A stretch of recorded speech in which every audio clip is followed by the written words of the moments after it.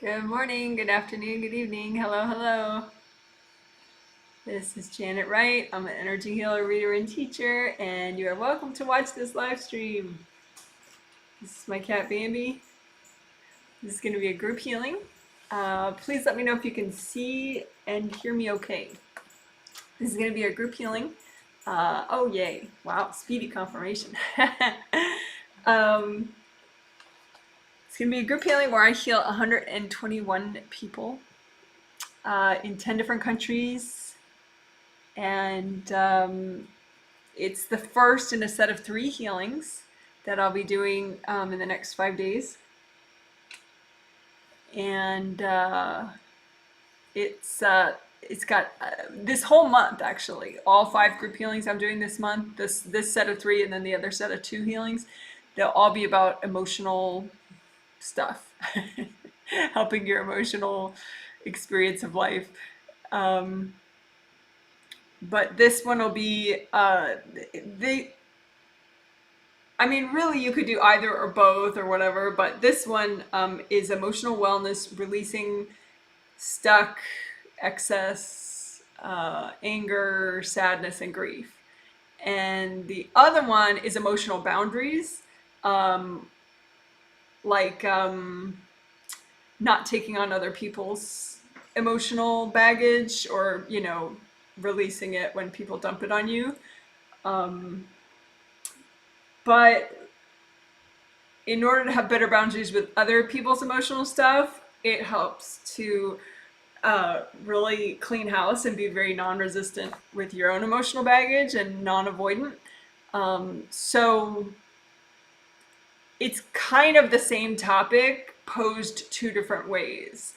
One appeals to people who understand that they have their own emotional baggage, and the other appeals more to people who feel like it's everyone else's emotions who are the problem. That's the problem in their life. Although if everyone else's emotions is a problem in your life, then you actually have emotional issues that cause you to have boundary problems with their emotional issues. It's like Velcro, and so your part sticks to their part. So the angels helped me figure out these themes. I never would have figured out that the same work, you have to pose it 2 different ways to appeal to the most broad amount of people that all need the work. So pretty interesting. So the twin set later on this month is explicitly about emotional boundaries with others, not taking on other people's emotional garbage, but it will really also help your emotional wellness because you can't do one without the other.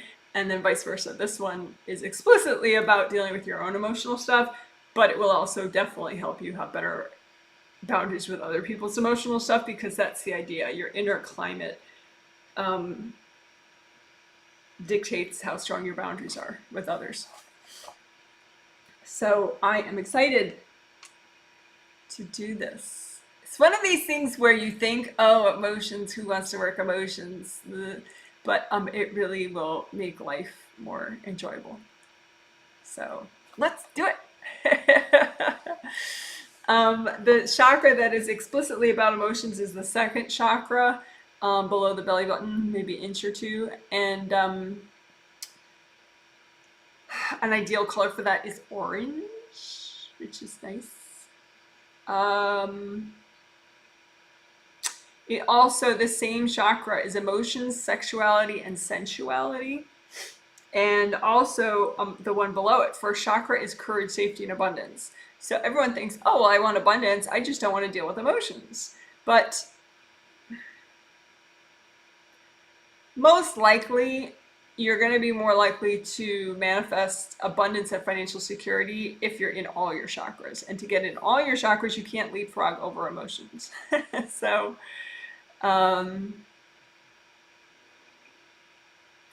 anyway, it would help in a lot of ways to just take care of business, emotionally speaking. And I think sometimes people feel like, well, that means going to psychotherapy and I don't want to deal with that, or maybe that would take too many years and too much money and blah, blah, blah.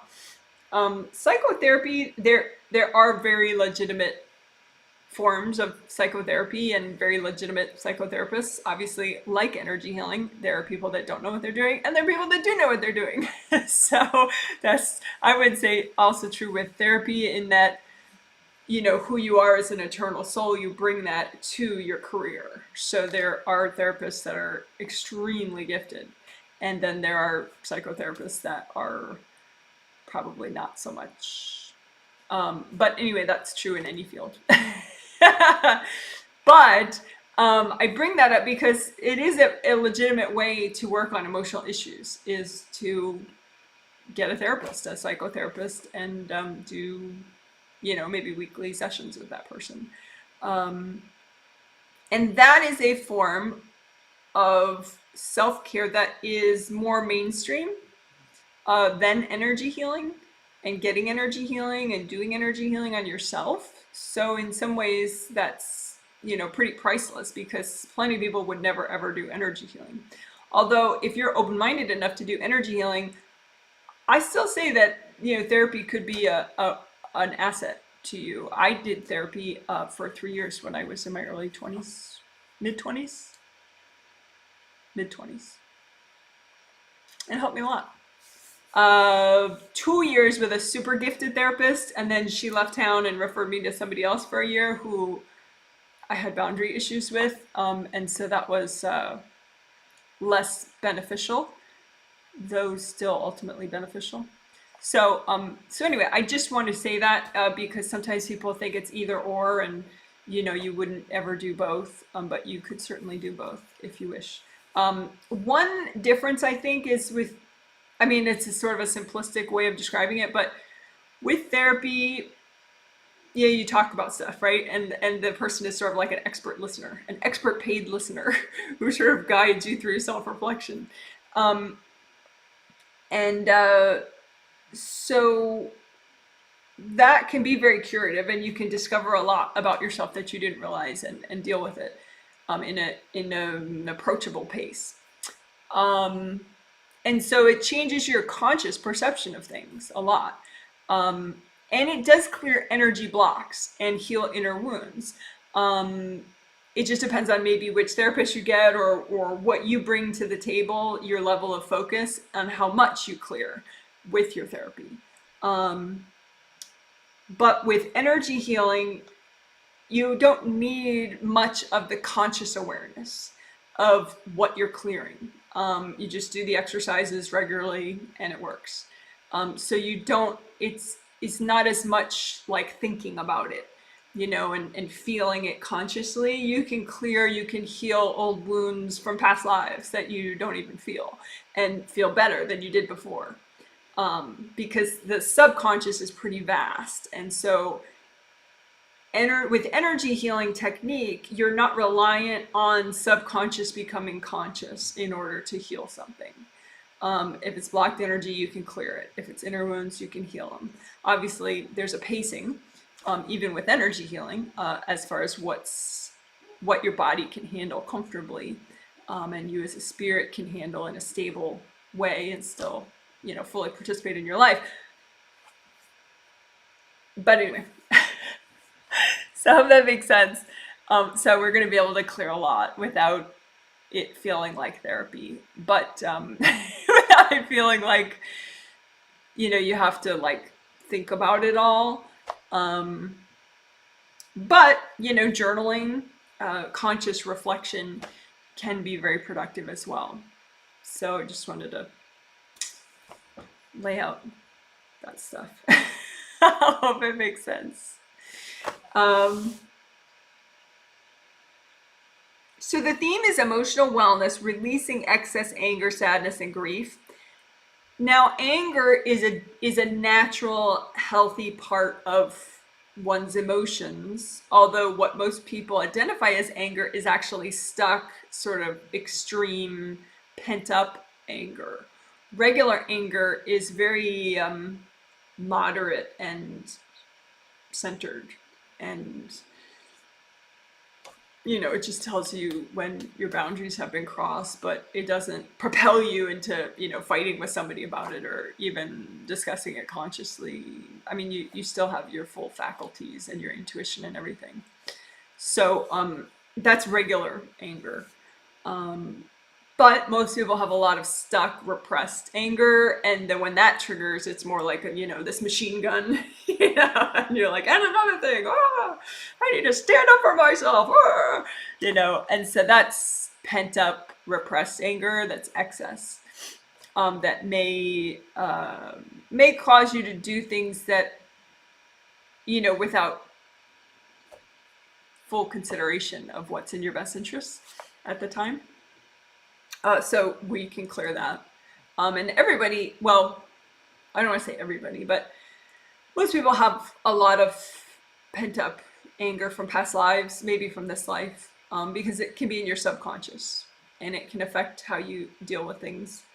And it can become obvious at sometimes even to you about your repressed anger, or just maybe obvious to people that know you well, but not to you. But either way, you can clear it. And then sadness and grief, it's interesting. You could think of grief as sort of like extra sadness, but literally from an energy clearing, healing chakra sort of aura layer perspective, grief happens in many aura layers and many chakras. It's sort of like the stuck energy related to someone that you care about passing, crossing over, or some important part of your life ending. You could grieve the loss of a job or something, or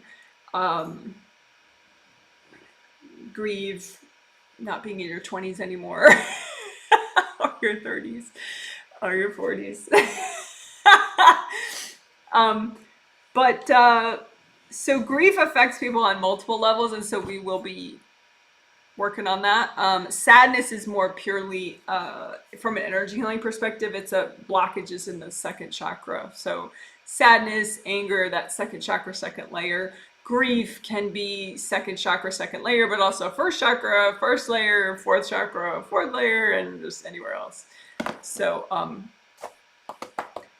grief, the reason that grief hits people so hard, I mean, well, because it's about, some of the most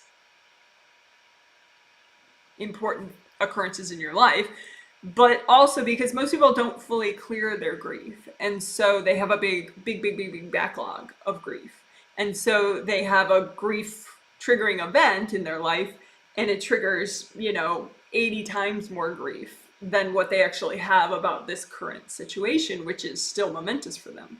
And so it's that 80 versions of the past grief that's still, mostly uncleared, and then this one that really just knocks people down. So that's part of how clearing grief and understanding how to clear grief is really priceless.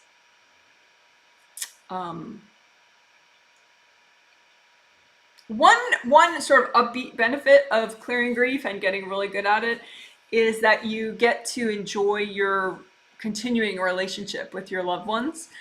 If your grief is about, like, say, a pet passing, or a husband or a loved one passing, a dear friend passing, they still exist. Your dog still exists as a spirit. Your grandfather still exists as a spirit, or your friend still exists as a spirit, and the friendship can continue in a very full way.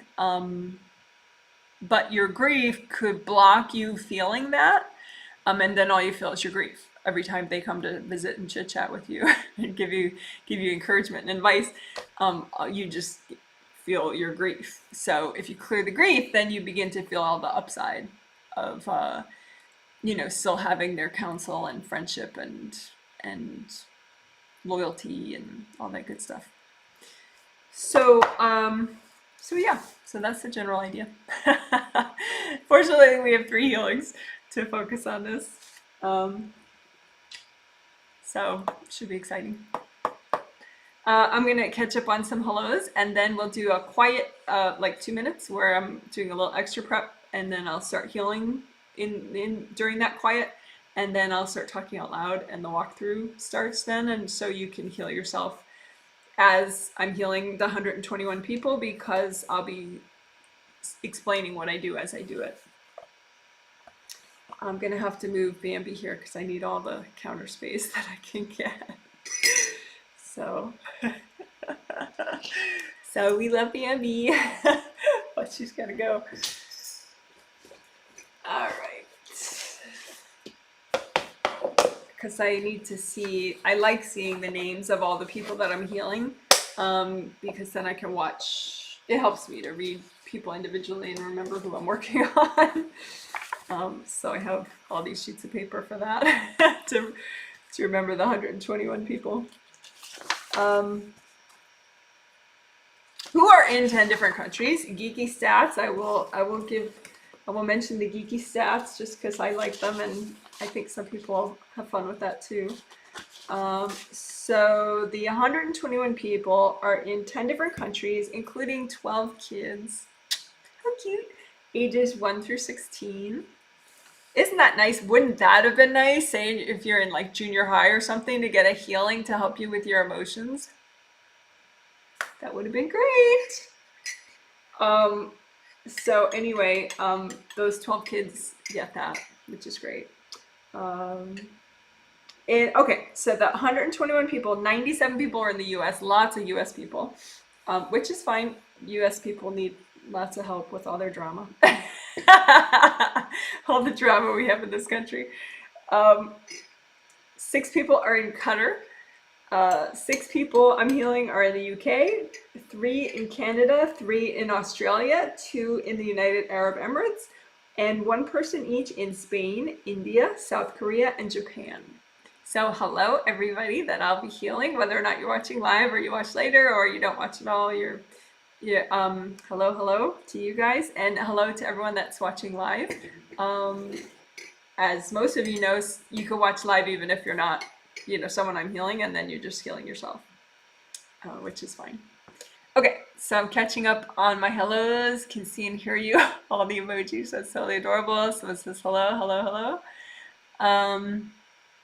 Good afternoon, we can hear you. Yes, good afternoon to you. Morning for me, afternoon to you. Yes, we can. I love cats. Well, I have 3. Sometimes I do animal cam and you can see some extra ones. But I don't want to jinx my camera functioning properly right now. So this is, hey Janet, we can see and hear you. Get my mushroom emojis. On the road, work just began right as you came live. Well, I don't want to get you in trouble if you can't listen during your work, but you're welcome to listen, of course. Some people do work and listen. Someone says hello from Colorado. Hello. Hi from Chicago. Hi Janet, your kitty is so gorgeous. Yeah, Bambi is a looker. She's wonderful too. So gentle. Hi Janet from Ottawa, Canada. Canada in the house.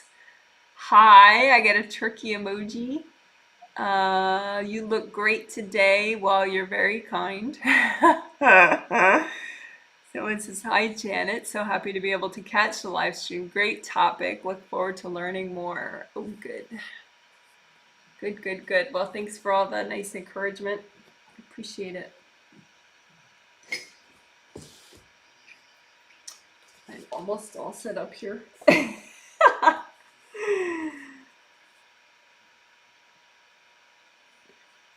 So now we'll do the little quiet time where I can finish my prep just momentarily and say hello to the 121 people telepathically, which is silently, non-verbally, just to make sure everyone's paying attention on a spirit level so they make the most of the healing. And then I will start the healing. You'll see my hands move as I start checking out stuff, and then a minute after that I'll talk out loud, and that'll be the walkthrough beginning. So about 2 minutes of quiet. So thanks so much for your patience, and you can just chill out and that's that.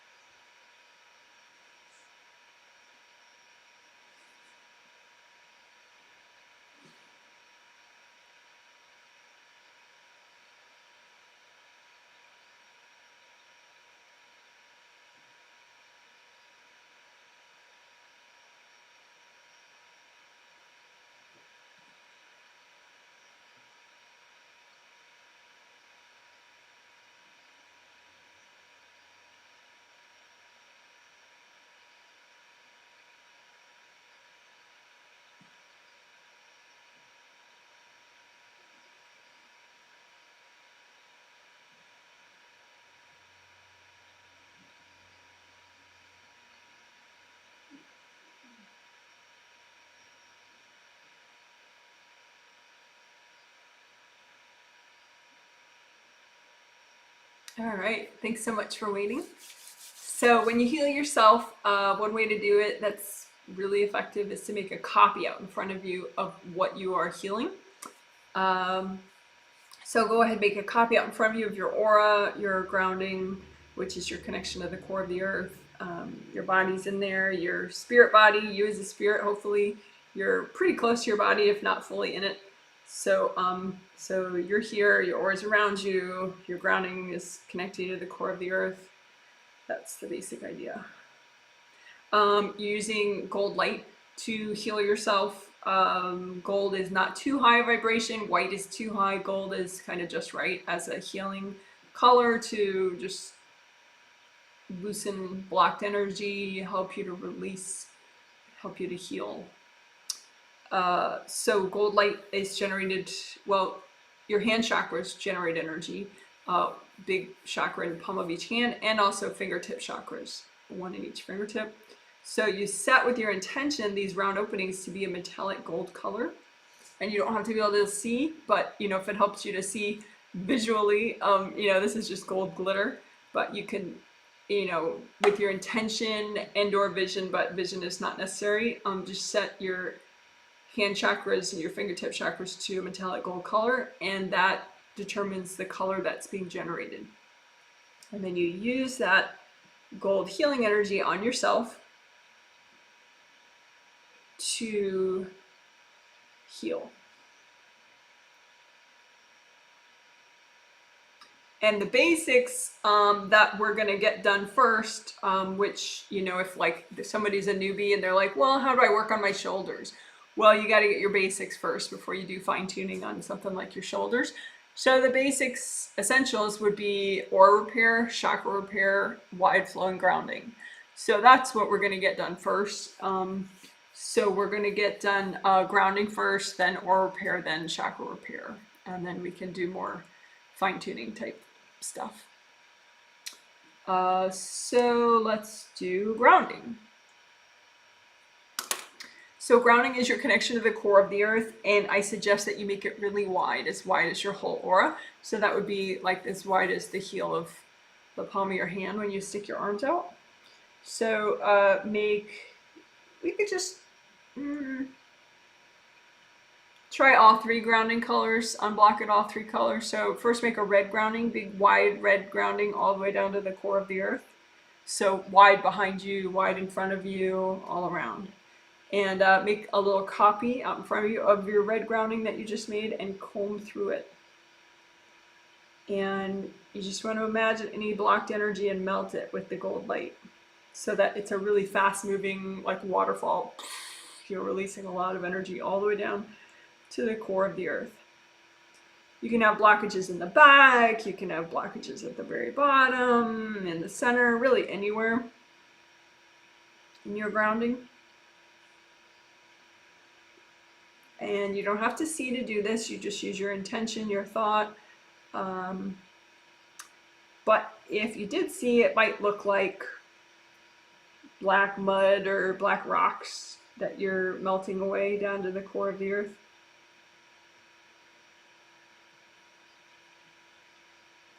Some people have white in their grounding, which white anywhere in your space is too high a vibration. It's gonna get in the way of you being present. So we could just do like collapsing gold nets to get rid of any white that you have anywhere in your space. So you just imagine your copy, you got your grounding, your aura, you're in there, right? And just imagine big collapsing gold nets, so big like box of gold nets all around you, far above you, far below you, all the way down the core of the earth, all around. And just your gold net is going to get rid of anything that's white in your space. So we'll do color specific just for fun. So collapse it around anything that's white in your grounding and your aura, and just bunch it all up and give it to your angels. Angels, here you go.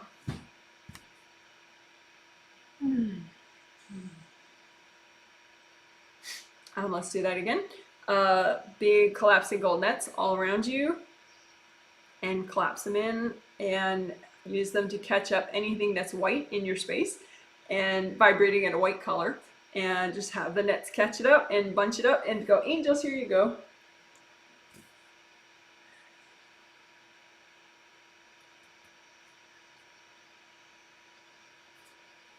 And let's have, I guess we'll do a little more color specific just for fun.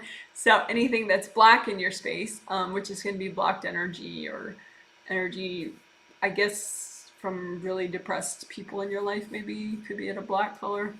Could be invasive beings too. Same thing with white. You know, it's just stuff that is stuck, is the black energy. So big collapsing gold nets, collapse it around anything that's vibrating at a black color in your space, tangle it up in the nets, give it to your angels. Angels, here you go. One more time. Make a big collapsing gold nets all around you, all the way down to the core of the earth, and collapse it around anything that's vibrating at a black color in your space. Bunch it all up and go, angels, here you go. When you hand it to your angels by saying, angels, here you go, those are your personal angels that are real angels that take it and help you to process it and get rid of it. So that was collapsing gold nets.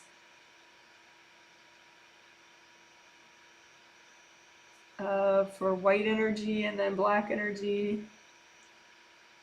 So you can just comb through your space, see if you feel any before and after with that one.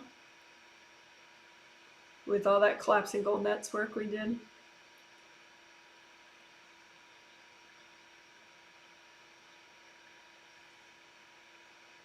And check out your grounding. Check out the flow of your grounding now.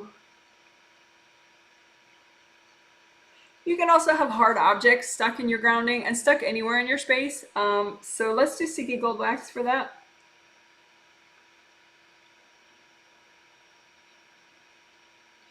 Collapsing gold nets and sticky gold wax are very similar in what they do. But so sticky gold wax is you just put gold light everywhere, but it sticks to, this time, let's just have it stick to anything that you need to get rid of, but especially hard objects in your grounding. Like people can throw little spear thingies into your grounding or whatever pieces of energy they want. So just have the sticky gold wax stick to anything, any hard object stuck in anywhere, in your chakras, in your auras, in your groundings, everywhere. Sticky gold wax. And then you're going to keep the copy of you in the same place and move the wax with all the hard objects and other junk to the side and give it to your angels. So just keep your copy in one place, move the wax to the side with all the hard objects stuck in it, and then say, angels, here you go. And if you're a newbie, some of this stuff is a little too complicated for you. Don't worry, just keep breathing. You know, give it a good try. This is an all levels walkthrough. So if you don't understand some of it perfectly, there's nothing wrong with that. You're okay. And you can always post a question and I'll catch up a related question, and I'll try to have time at the end after the healing to answer related questions about what we're doing in this healing.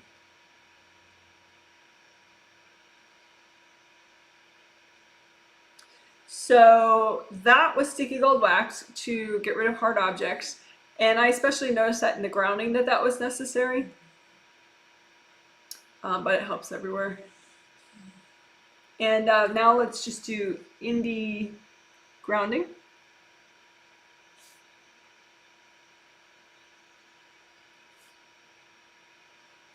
So indie grounding is where you you check the outer perimeter of your grounding to make sure it doesn't branch off into other people's groundings, which is something that can happen on a subconscious level, so you wouldn't necessarily know unless you actually check for it. So go ahead and just use gold light and melt away any branch off parts on that outer perimeter of your grounding, all the way up and down it.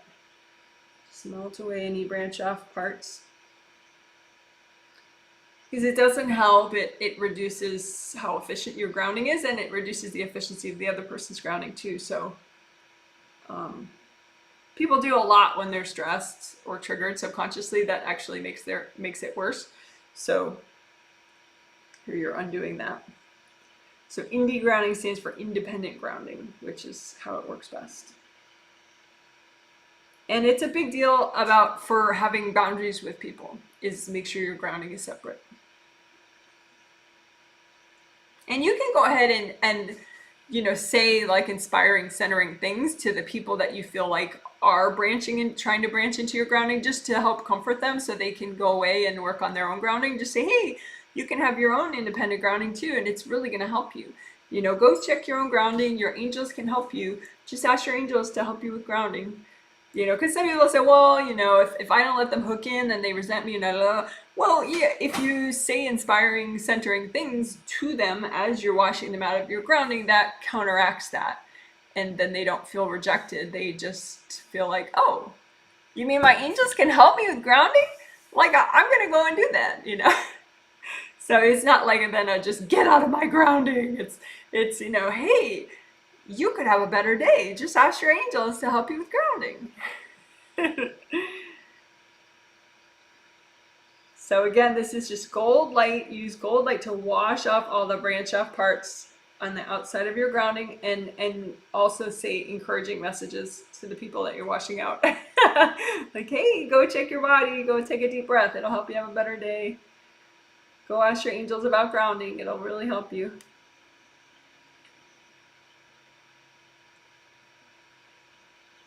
All right, so that's indie grounding, and at the same time, giving good, clean, non-manipulative messages and suggestions to other people, so they have something more productive to do with their energy. Okay, so that was grounding, and then indie grounding, and I worked in a couple other fun things with the collapsing gold nets and everything. So now we'll do aura repair. And with aura repair, there's a general aura repair where you repair the regular auras, the 2 regular auras. And for newbies, that's what I would suggest people learn and focus on. But then there's also getting a good energy seal at the edge of both of those regular auras. And then there's Weichi auras, which are 15 extra auras. And getting a good energy seal at the edge of those as well, and getting those more repaired. So, again, if you're a newbie, the beginning part with the regular auras, repairing the regular auras, you could just focus on that if you don't feel super motivated to do more than that. But we're going to do it all right now. So, just imagine, we'll do the regular auras first. So the regular auras, what the heck is that? There's 2 auras that you have. Your physical body aura, generated by your physical body chakras, generates, each of these major chakras along your physical body spine generate a layer of energy, and those 7 layers make up your physical body aura. And then your spirit body, the part of your spirit, that comes into your physical body, that's your astral body. You have 7 astral body chakras along your astral body spine, and each of them generate a layer of your astral body aura. So those are your 2 regular auras. So just imagine them out in front of you in the same place, so it just looks like one bubble. And check to see if your bubble has rips. That's aura damage. And we're going to heal the rips, and that's aura repair. So you can, if you have pretty good vision, you're pretty advanced, then you could look for each one visually and imagine each one visually. Or if you're intermediate and you like that, you want to imagine each one and heal them, it's nice and it works. But if you're not yet there, where your vision, you can't see energy yet, then you make a composite copy that represents all the rips in your regular aura. So it's like one big valley that represents all the gashes in your regular auras, wherever they are, and repair that one composite copy, and that repairs all the rips in your regular auras for you. So, so just imagine that copy of the rips in your regular aura, the composite copy, and scoop really deep into that rip to get the gold light in there really well, because you get like a junk buildup in the rips, and you don't want that buildup of junk to get in your way.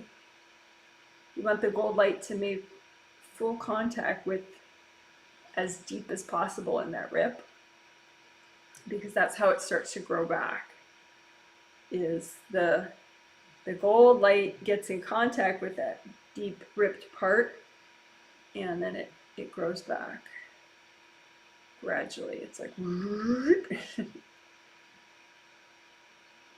and you can imagine gold fire, if that maybe is better, and just kind of the fire clings to the ripped parts. Gold fire, gold water, whatever works for you, gold soap. And if you do have junk in the way, you could kind of use sticky gold wax on all the junk. And, you know, just put sticky gold wax, it's going to stick to all the junk in your way.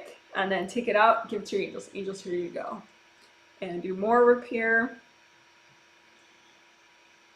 And then if there's still a little junk in the way, or maybe there is, you're not sure, sticky gold wax is always nice to do. Sticky gold wax to get rid of the junk in the way. And get that wax out with all the junk. Angels, here you go. What is the junk? The junk could be other people's energy. It could be little invasive spirits. You don't need to really worry about it. You're a giant spirit, so it's no biggie.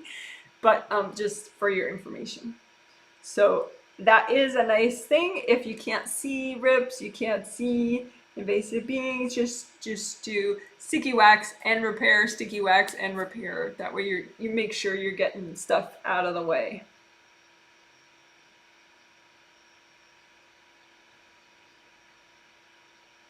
And then right before it's fully healed, and it sort of might look fully healed already, but then there's usually scarring. Like it's like just hard, kind of thick scarring. And so you just melt that with gold light.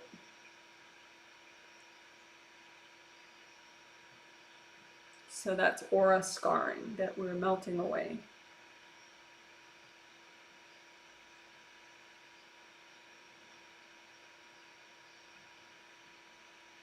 Because you want the edge of your aura to be very flowing and ripply, like the surface of water. Not hard. Some people, they misunderstand that. They think, oh, hard is safer. Hard is like a shield. But it doesn't really work that way energetically. Strength is in flow. Strength is in movement, energy-wise.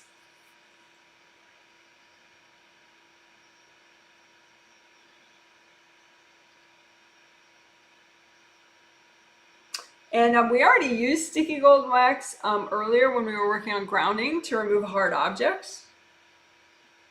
I think there's a little bit left. So we could just do sticky gold wax just on around the edges of the auras, those regular auras. Just sticky gold wax all around the edge, outer surface of both of those auras to get rid of any hard objects stuck in there. And I just move the wax and the objects. Angels, here you go. More sticky gold wax. Remove the wax with the objects. Angels, here you go. And then just a little extra repair where you may have some gashes now that the hard objects are gone.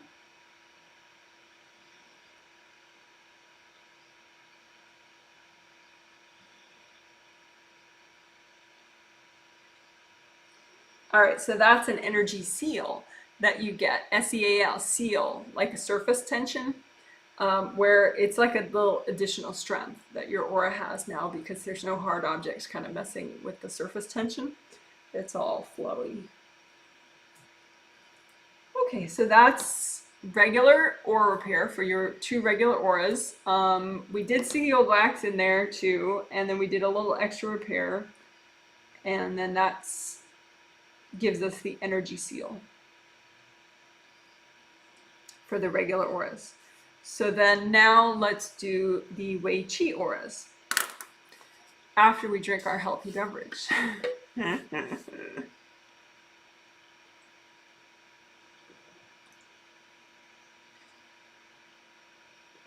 Always good to stay hydrated.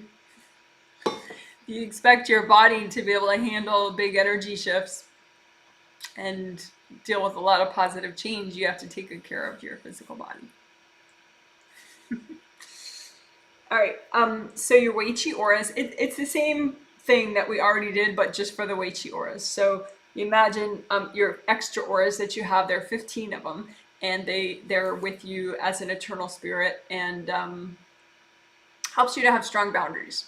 So that helps those regular auras, but also helps like your organs and your body and everything to be safer from external energy that could, you know, block you up.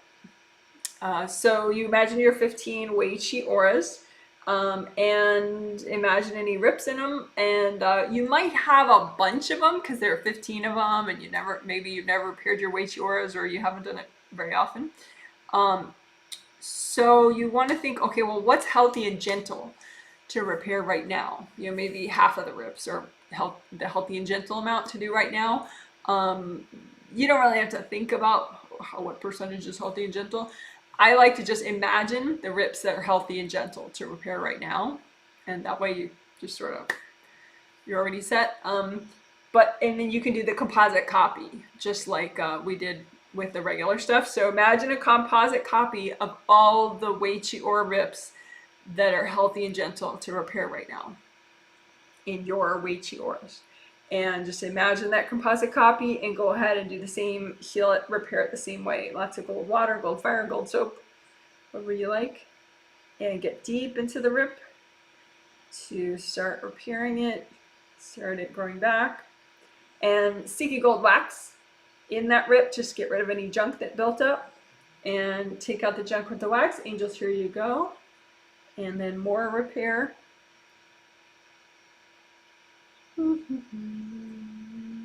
Again, this is, we're repairing the rips that are healthy and gentle to repair of your Weichi auras, which are extra auras that you have as a spirit, which help you with strong boundaries. And let's do some sticky gold wax, just to help get rid of the junk. Angels, here you go. And then more gold light for the repair.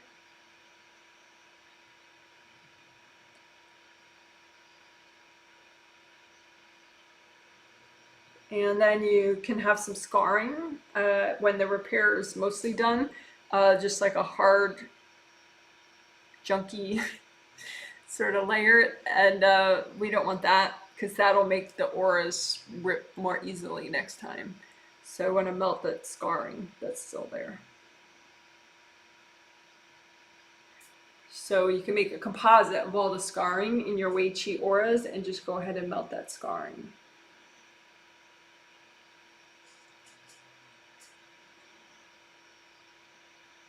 With gold light.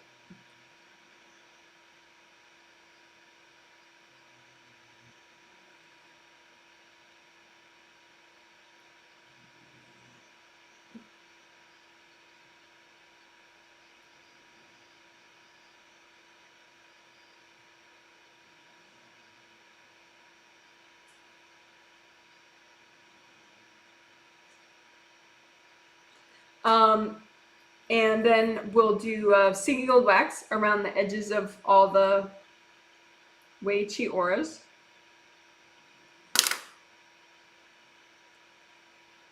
Around the 15 Weichi auras, sticky gold wax around that outer surface, just to get rid of any hard objects that are stuck in there. And you can sticky gold wax the insides too of all the Weichi auras. And it's healthy and gentle sticky gold wax, so I'll just get rid of what's good to remove at this time, but through the insides of all this 15 Weichi auras and the outer surface. And we're gonna keep the auras in place and move out the hard objects that we need to release. So move the wax and the hard objects to the side. Angels, here you go. Comb through everything again. And let's do that sticky gold wax through your Weichi auras one more time. So sticky gold wax around the outside of all of them, and then throughout the inside of all your Weichi auras, just get rid of any hard objects that are good to release right now, and any invasive beings that are good to get rid of right now.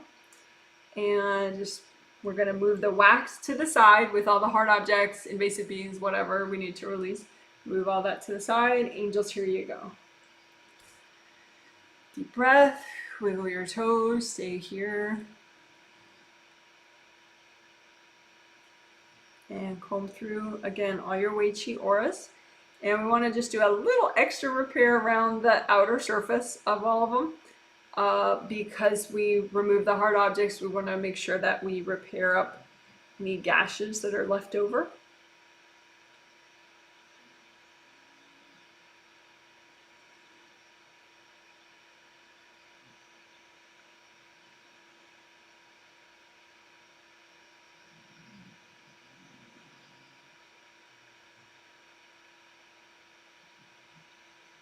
Okay, so that's to get an energy seal around the edge, outer surface of as many of your Weichi auras as possible.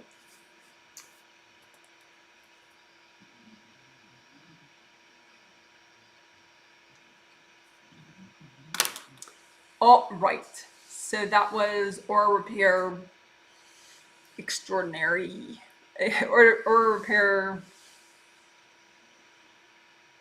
you know, the extended version of it.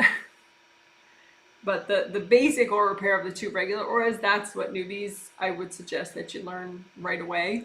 And then you practice as regularly as you have motivation to practice.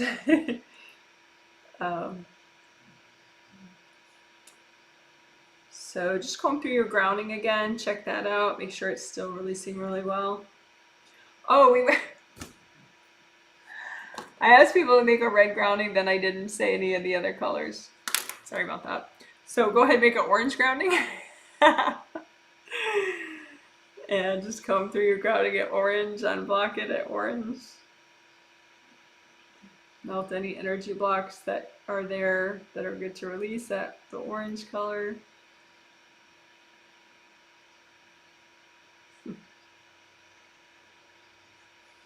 And then yellow, go ahead, make your grounding your favorite shade of yellow. And comb through a copy of your new yellow grounding. And just melt away any energy blocks anywhere in your grounding.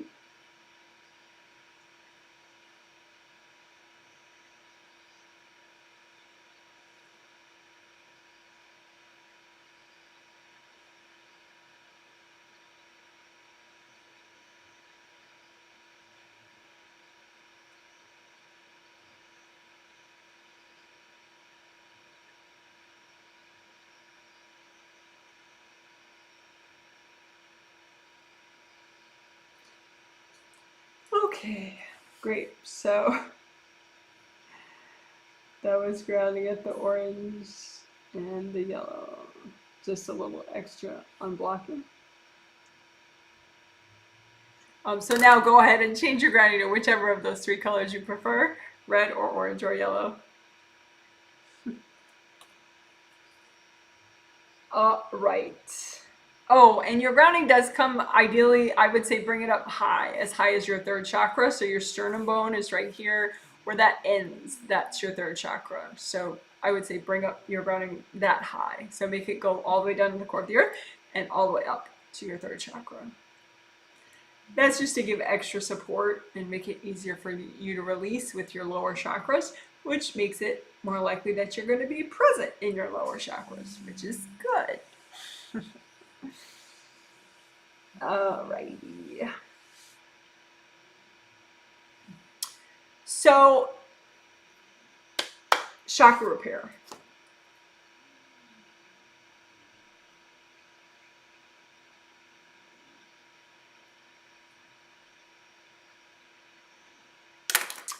So we'll do it the same way that I have in this 11-minute little video, where we're going to use composite copy, and we're also going to do the energy channels too and unblock those. So we'll repair all major and minor chakras, and then we'll repair all your energy channels and unblock. Repair and unblock, repair and unblock. And this is an 11-minute standalone video that I edited and made within the last, like, 7 months or so. I don't have a good sense of time, but it's somewhat recent. If you search Janet Wright, chakra repair, major, minor, you'll find it. But let's do it. So this is chakra repair using composite copy technique. So make a big basin or tub of gold healing energy. Fill it up with gold healing energy. You can splash around in it, give yourself a bunch. Just relax with it, give yourself lots of gold healing energy, but fill it up with gold healing energy so you have plenty there. And we're going to dunk your composite copies in it on and off, just to give extra healing to the composite copies of your chakras and your energy channels. So let's make the composite copy for your chakras.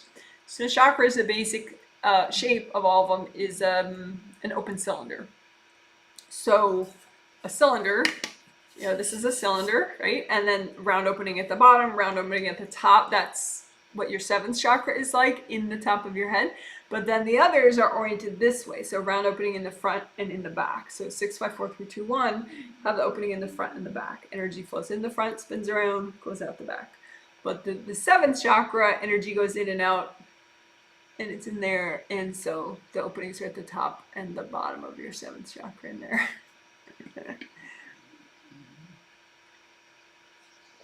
But we don't have to really think about all that. Just make one copy that represents all your major chakras, which is 7 astral, 7 physical, and all your minor chakras. Minor chakras are, most of them are these acupuncture points all over your body, everywhere, even in your toes and your feet. But also you have a minor chakra here, you have a minor chakra, your Kundalini chakra below your first chakra. So these are very important chakras. They're minor in that they generally are smaller in size than the major 7, but they're really important. So make one composite copy that looks like an open cylinder that represents all your major and all your minor chakras. And then we're going to just repair that. So when a chakra gets damaged, it can have cracks in it. It can have holes that don't belong there, like gashes. You can have scratches, big chunks missing. So just imagine that open cylinder that represents all of your major and minor chakras.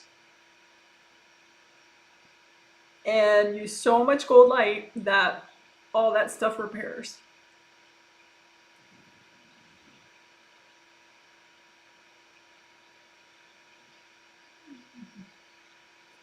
And it's pretty likely, even if you take good care of yourself, because there's so many minor chakras, that it's pretty likely that some of your minor chakras need repair.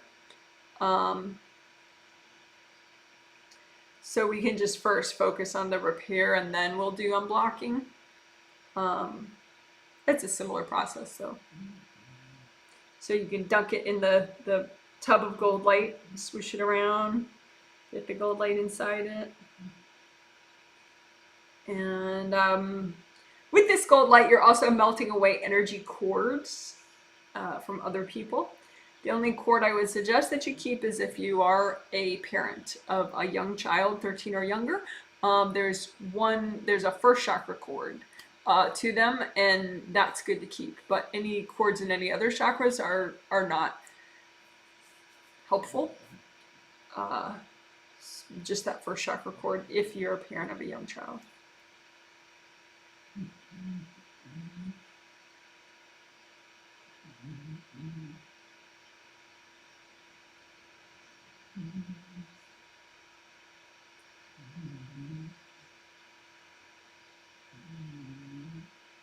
Okay, so that's chakra repair. And then unblocking is very similar.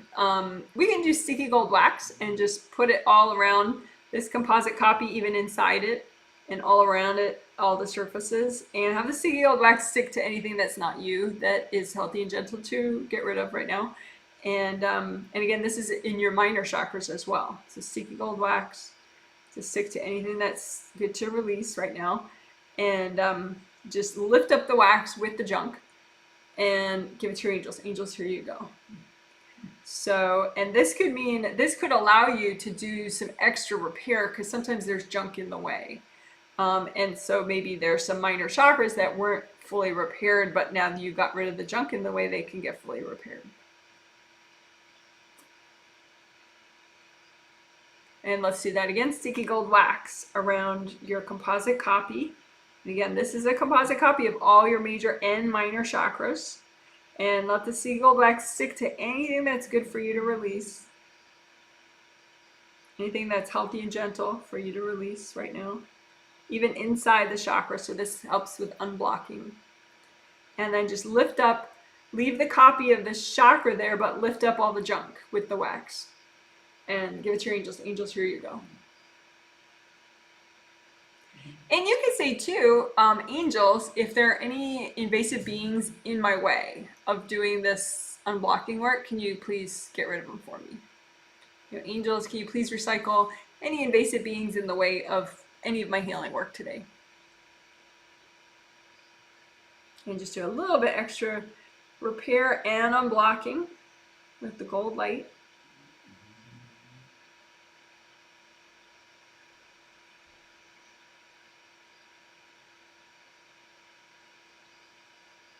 Okay, so then let's just leave that composite copy in the gold light there, in the tub of gold light, to continue to heal and unblock and get nourished. And then a similar process with all the energy channels. You make a composite copy of all your energy channels. Now you have some very wide energy channels that carry a lot of energy, say like down your arm, up your legs. But you also have more you have energy channels that are maybe equally as important, but not as big in as far as the volume of energy they carry. You know, all your energy meridians in your body, although some of them carry a lot of energy, like the GV and CV meridian. But anyway, you have all these energy pathways throughout your body, and those are energy channels. So you make one composite copy of all your energy channels of your body and spirit, and it can look just like a tube, and then just repair that tube, because you can have puncture holes that don't belong there. You can have parts can be split open.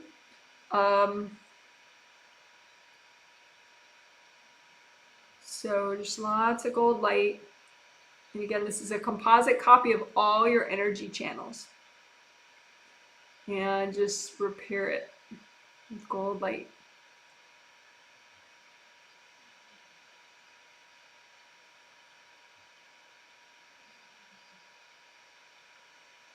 And we can do sticky gold wax all around it and even inside it to stick to anything that needs to go. Invasive beings, people, energy blocks, whatever, anything that's healthy and gentle to get rid of in your energy channels. Just lift the wax up with all the junk. Angels, here you go. And then do repair and unblocking now that that junk is gone. Do some more repair, some more unblocking.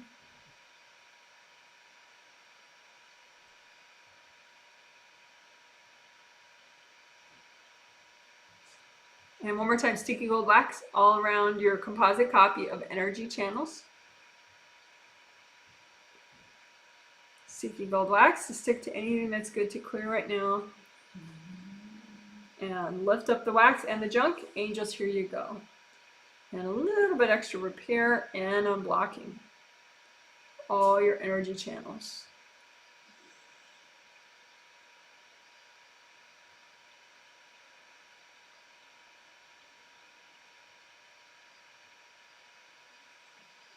And dunk that in the gold light. And you probably already did it, but just you can melt away any cords going to other people that are going into this composite copy of your energy channels.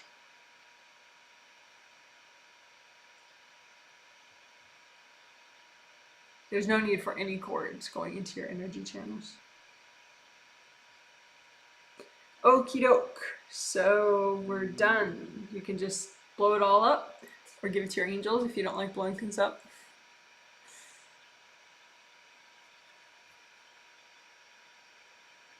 So that was chakra repair and also energy channel. Chakra repair and unblocking, and energy channel repair and unblocking.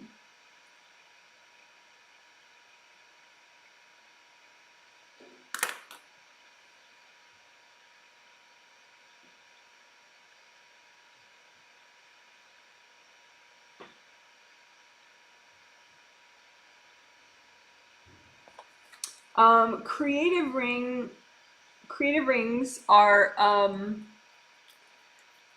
they are part of your astral body energy system. They're above your astral body head. So there's like 3 gold rings and 1, 2, 3. So like the first and second are in your first layer. Well, it depends how spread out your layers are, your aura layers. But they're basically in your first and second layers of your aura, of your astral body aura. 1, 2, 3. And they're really useful. When they're healed and whole, they generate a lot of gold light that then goes down into your chakras, and especially benefits your 7th chakra. But if your energy is nice, it can actually give a nice jump start to all your chakras. So good stuff. Creative rings, you know, it's like an inspiring energy, an uplifting energy. So nice stuff. So you can repair your creative rings, because sometimes They can get cracked or damaged if you get a lot of energy thrown at you. Um, you can have people cord your creative rings even if you have your aura fully repaired. Um, because people can cord you if there's junk, like it's like two-sided Velcro. So a lot of times people focus on, oh, those people need to stop cording me. But you can instead focus on something that you can control, which is how much of your side of the Velcro do you have, like how much junk is there for people to cord to. Because the more you clear out and heal your stuff, then you're not as easy to cord, and also it's just easier for you to then get rid of the cords if you ever get them. Well, you probably will, but then it's easy to release because you're already pretty flowing and present. So just imagine, so that was just explaining creative rings and why we want to work on them. So then let's do it.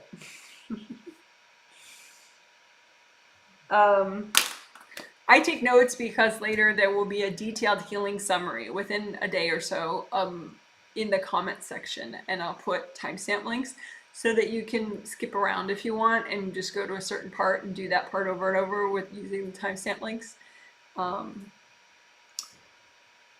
So anyway, imagine a copy of your creative rings out in front of you, 3 gold rings, and just check for any cracks or broken up parts, and just use gold light and calm them down, relax them. Wash anybody else's energy off of them, any energy cords.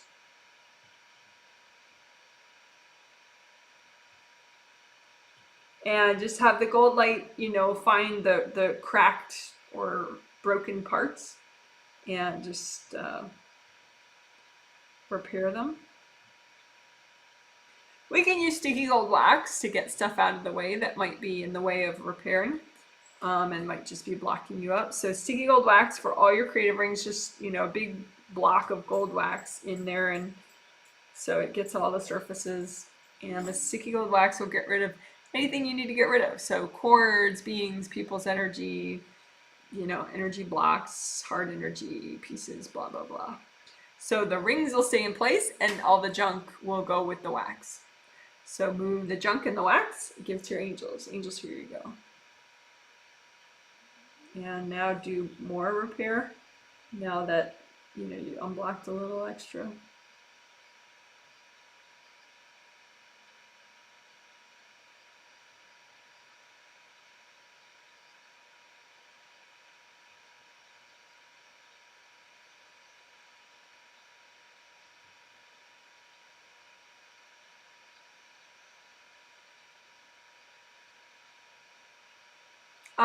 We can repair the underside of the creative rings too, because you can get a lot of like scratches and stuff on the underside of them. So you can just flip your copy over upside down and look at the underside, and we already did sticky gold wax, so the repair should be pretty nice. Should be pretty doable, the underside. So just repair to the extent that's healthy and gentle. Any gashes or scratches on the underside of your 3 creative rings.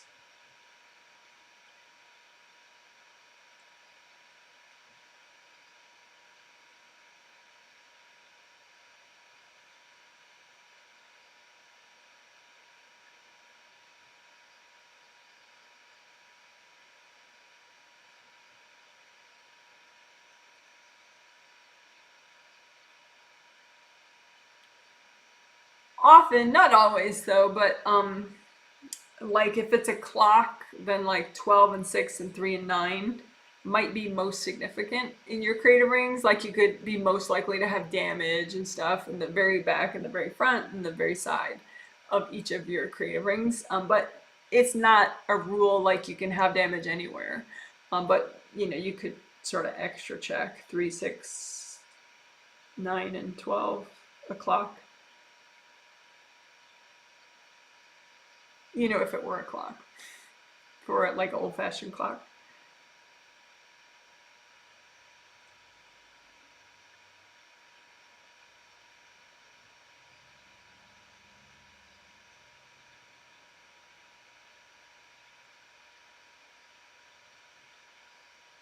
and then flip your copy back around. So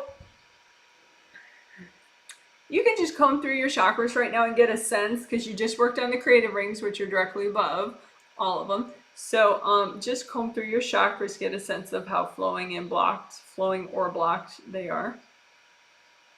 How aligned are they?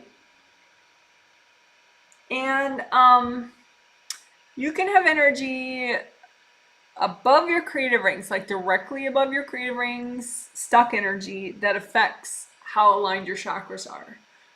So if you clear some of that energy that's stuck to the top of your creative rings, then that can help to align your chakras in a more lasting way. So let's play with that. So that's, we did creative rings, regular, repair, and unblocking with some wax. And then we did the underside, also more repair. And then now we'll do above, just above the creative rings. See what hard stuff. Often it's at 3 and 9 o'clock, the sides, but it doesn't have to be. It could be all that whole area.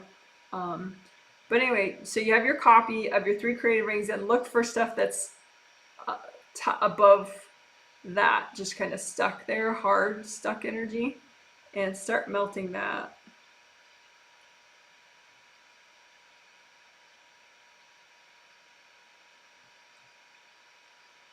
Lots of gold light, just relax.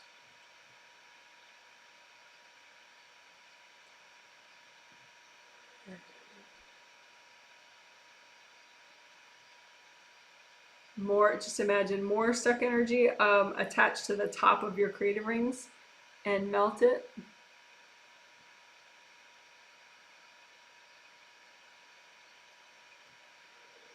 And then just again check with your all your chakras, your major chakras. Comb through them. They're in a line up and down. Well, hopefully somewhat aligned. And just check how much aligned they are now. How flowing are they? How much energy are they generating? And then let's do that a little more. Just above your top creative rings, check for hard energy there. And choose gold light.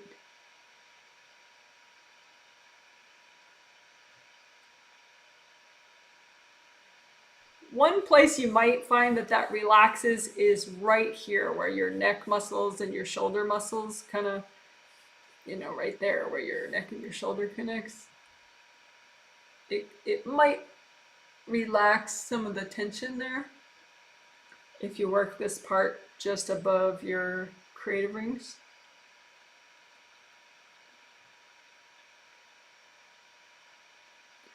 Although if you're a newbie, you've never done any work on yourself before, would this be the main way for you to help your shoulders? Well, you probably need chakra repair or repair wide flowing grounding first, and that would help you. That would be the best thing to do first, but then you can, of course, geek out on fun stuff like this too, to help your shoulders. So it's like you imagine your 3 creative rings, right? And then attached to the top of that, you can have hard energy that creates a lot of pressure for you. And so you can just focus the gold light there, relax, and just let those things explode. Let them melt away.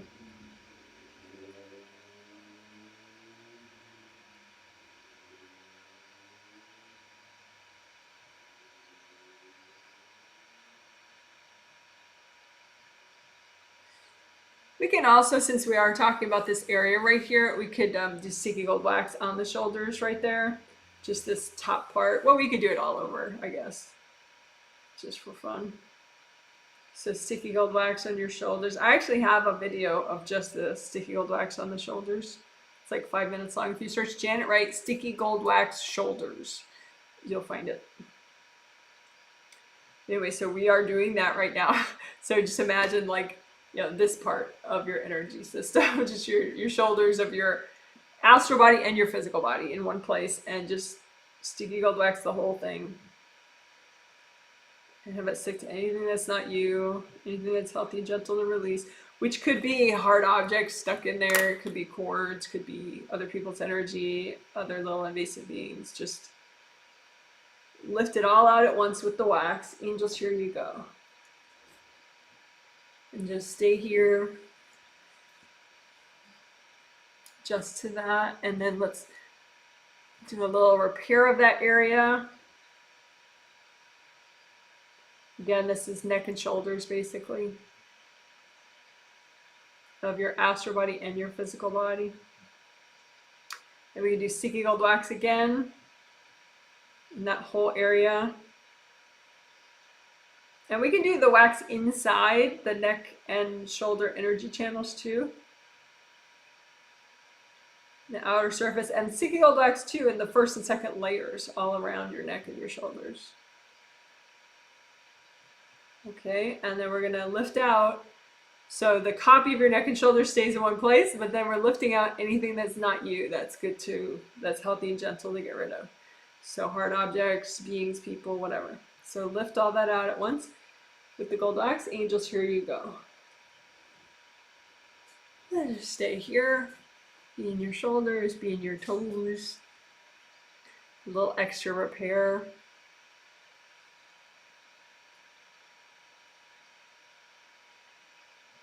Again, neck and shoulders is what we're doing right now of your astral body and your physical body.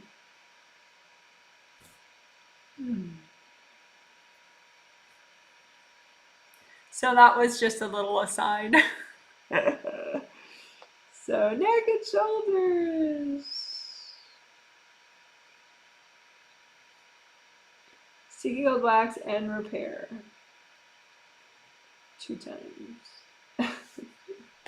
But let's again check above your creative rings, any hard junk that's good to get rid of right now.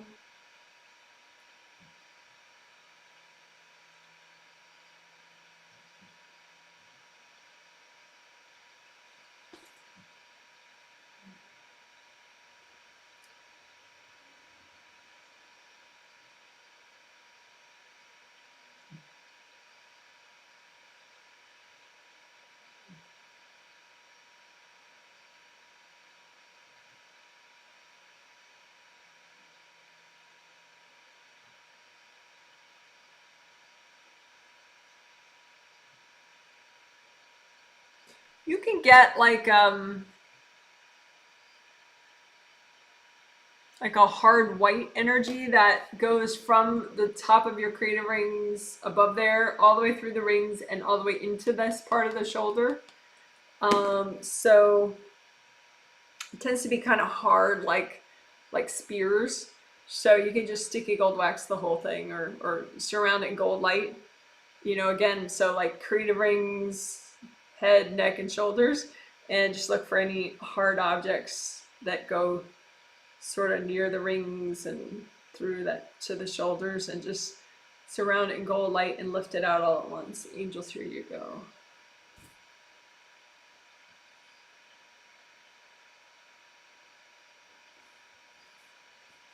And just do a little extra repair of your neck and shoulder area. And of your creative rings. And one more time, you can get like hard objects that stick from the sides of your creative rings all the way down into your shoulders and neck area. Just like, so surround them in gold light and lift them up. Give them to your angels. Angels, here you go. Stay here.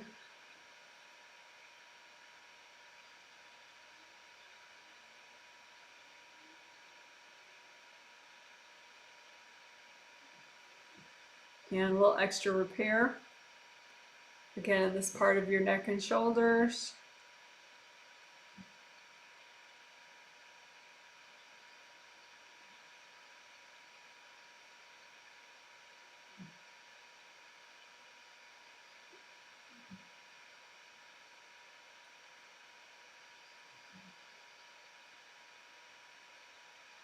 Sticky gold wax, again, neck and shoulders right here, particularly right here.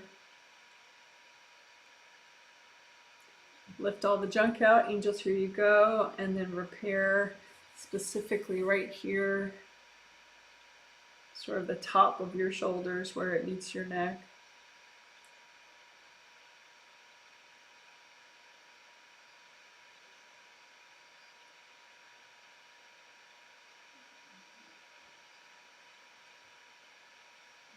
All right, a little extra repair in your crater rings.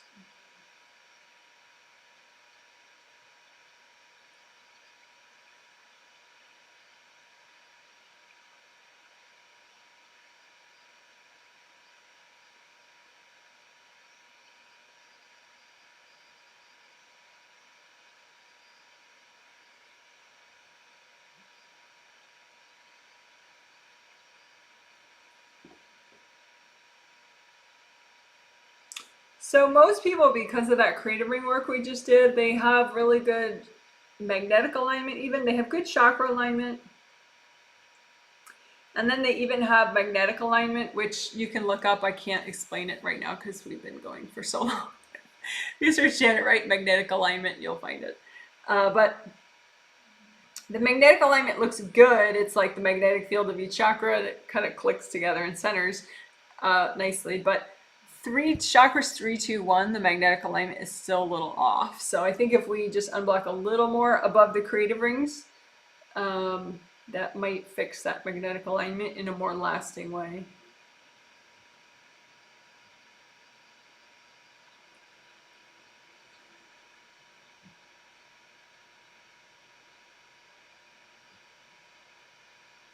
So just keep imagining different energy blocks that you can melt right above the creative rings.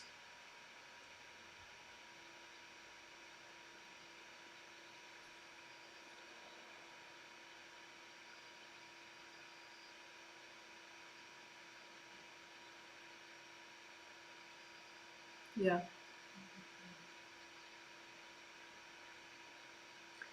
So we'll see, but it's likely that doing your magnetic alignment and your chakra alignment that way, it takes a little more work up front, but it could be more lasting, because if the blocks up here is what is most directly contributing to your misalignment of chakras and your misalignment of the magnetic fields of the chakras, then by getting rid of that root cause, those energy blocks up there, then it could be that this magnetic alignment and the chakra alignment is more lasting. We'll see. So we definitely want healing effects to be as lasting as possible if we can.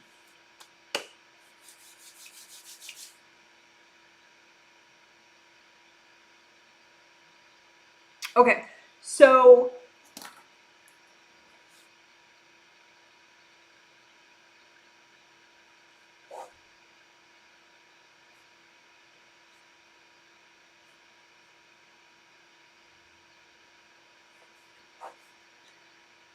now, what we already did helps with emotional wellness, just because I talked a lot about emotional wellness in the intro, and then we did a lot of clearing and healing. So it was all triggered. So then the clearing and healing you do helps you get rid of all the emotional baggage that just got triggered. But now we'll be more explicit and mindful and directed with it. So we're going to explicitly work on emotional wellness now. So I'm going to look at a sample person to see, the angels will pick a sample person for me to pick, to see what we're going to do first. So if you could just bear with me for a minute while I look at that. Bear with me is a weird expression. Maybe chill out. Just chill out for a minute.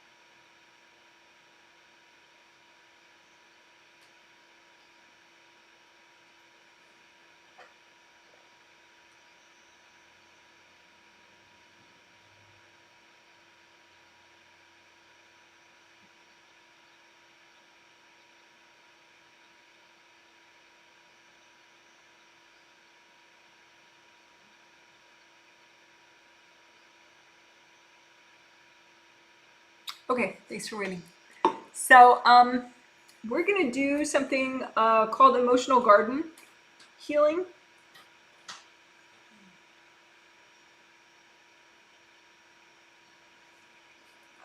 Emotional garden, like gardening with, flowers and plants and stuff. So, the idea is that, and I do have an MP3 like audio recording on my website that does emotional garden type clearing. So that's there for you if you want. It's free to download from my website, janetwrightreadings.com. There's a free meditations menu.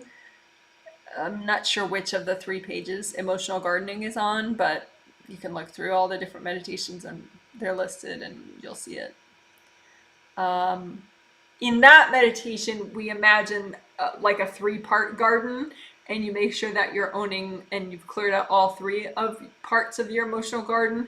I think that I did it that way just because some people, well, a lot of people, they'll focus on just part of your garden and not all of it. So by making it 3 parts, it kind of forces you to see, oh, there's a whole garden I've been ignoring.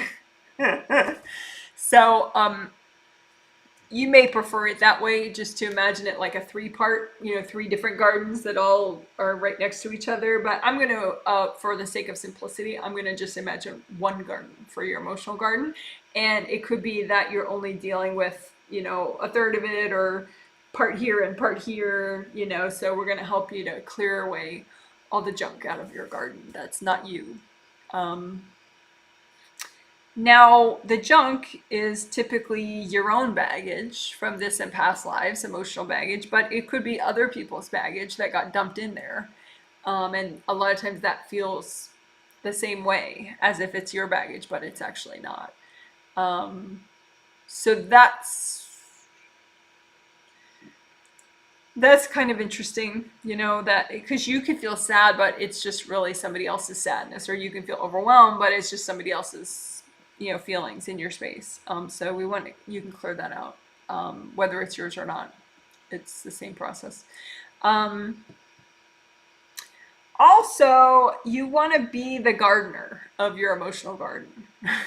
Okay, like, be an adult, be in charge. I mean, even my kids that I'm healing, ideally they would manage their own emotional garden. Because clearing energy is easy. Like a 1-month-old kid could clear plenty of energy, just like any of us. Because their spirit is eternal, so their spirit could be just as old as a person who's 40 right now, so it's very doable. And if you're the gardener of your own garden, then you can clear any of it. You can heal any of it. If you're not the gardener, if you've kind of either accidentally or subconsciously or whatever, say your mom is the gardener in half your garden, well, then you can't do anything about that half of the garden. And so that could be a big part of why you're stuck. It could be that you had someone who maybe they meant well, or maybe they didn't mean well, and they just kind of took over part of your garden. And maybe that's from a past life even. And so it's good to check your whole garden, make sure you're the gardener of your whole garden. That way it's much easier to clear everything. Sometimes, you can just have other people in the way. And again, they could have malicious intent or very benevolent intent. It doesn't matter. Like, for example, say somebody was really close to their mom when they were alive, and their mom was very giving and nurturing. It could be that, maybe accidentally, their mom was taking care of half their garden, and now their mom's in heaven, and their mom doesn't do that anymore because that's kind of invasive, even though she meant well. So the mom doesn't do that anymore, and now the person really isn't very emotionally well because they're not used to gardening their whole garden. They just leave that garden like, all blocked up and junky, because they're just not used to taking over their whole garden. So if you do take over your whole garden, then you can have wellness. You can, clear it. You don't have to feel it all. It's not like a therapy marathon or something. You just, ask for angel help, and you just get rid of the junky stuff, because anything in your garden can affect you a lot. So even if you're pretending that most of your garden doesn't exist, it's still impacting you every day. So let's take charge of our gardens, our emotional gardens. So that was just explaining the whole concept of what we're gonna do. So now we'll do it.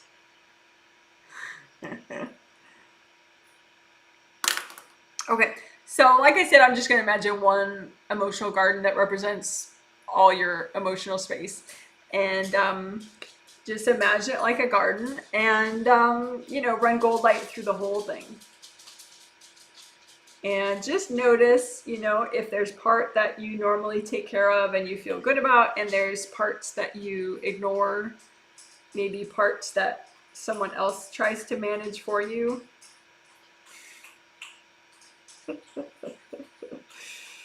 And again, like I said, these people can mean well, or maybe they're just bossy and controlling. It doesn't matter. The effect is the same. If you're not in charge of it, then it could be very stuck and not feel right for you. So just go ahead and make yourself the main gardener, the only gardener, you and your angels. Okay, so go ahead, angels, help me to be, the only gardener in my emotional garden space. So that just makes you emotionally an adult. It makes you emotionally empowered and much more stable. Doesn't mean you can't have a nice marriage and nice friendships, but your emotional garden is for you to be in charge of. So go ahead and like one person, she was like, well, what about if I'm upset? I like talking to these friends of mine about how bad, this person is to me and blah, blah, blah. Well, part of the stickiness of that is that person is feeling very vulnerable, and they're inviting their friends that they're dishing out to this story to like own their garden for them. And they don't really mean to. And later it feels weird that they did it, because now their friends are like trying to own 80% of the garden for them because they were like, wow, I'm so vulnerable, So maybe you did that at some point. The classic example is like someone who will have like the worst day of their life, and they'll tweet about it or they'll put it on Facebook. Angels don't like that, because then everybody marches into your garden and tries to take charge of your garden to help you and rescue you. So go ahead, you can change that though. Even if you've done that in the past, just go ahead and explain to people in your garden, hey, go check out your own garden, ask your angels to help you with your emotional garden. I'm fine, I'm strong, I can do my own garden. Thank you so much. So go ahead and explain to everybody in your garden, hey, this is just for me. I'm strong and I want to be even stronger. Go ahead, ask your angels to take care of your garden with you, and that way you can be strong too. Thank you so much for the support, but I really need breathing room in here. Go ahead, go check out your own garden. Let your angels help you with your garden. I'm gonna be good. I have my own angels, and I'm strong and eternal, and I can manage my own garden. Thank you so much.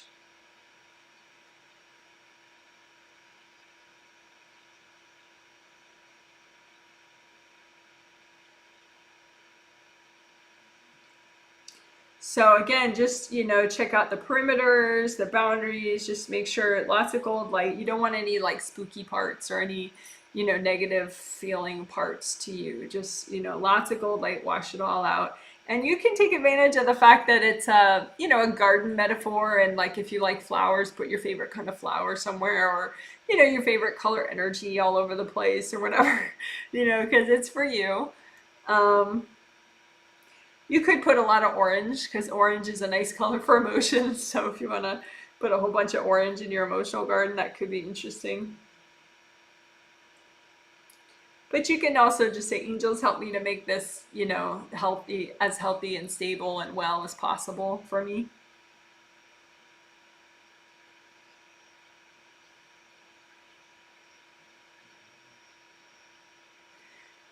And let's just do a little bit of collapsing gold nets. just as an extra measure to get rid of anything that doesn't belong in your emotional garden. So big gold nets, like a big cube of gold nets, like underneath and all around and above your garden, your emotional garden, and just collapse the gold nets, and that'll catch up anything that's not you, doesn't belong in your garden. And then give that to your angels. Angels, here you go. And let's do that again. Big collapsing gold nets above, below, all around your emotional garden. And then have it catch up anything that's not you. So invasive beings, invasive people, just junk, past life baggage, whatever, that's mucking up your emotional garden. And just tangle it up in the nets, give it to your angels. Angels, here you go. And then more gold light. You can do the tricolor earth energy soak just for your emotional garden. So bring up red earth energy, soak everything in red earth energy, and bring that down. Bring up yellow, orange earth energy, and soak it all in orange earth energy, your whole garden, and the boundaries, the perimeters, everything. And then bring that down, and yellow earth energy, bring that up, and soak your whole emotional garden in the yellow earth energy. And use gold light too, of course. And then you can leave up whichever color of earth energy you prefer if you want, red or orange or yellow earth energy. So leave up a one color soak for your emotional garden. Probably orange would be ideal, I would say, but you know, if you're feeling a different color, that's fine.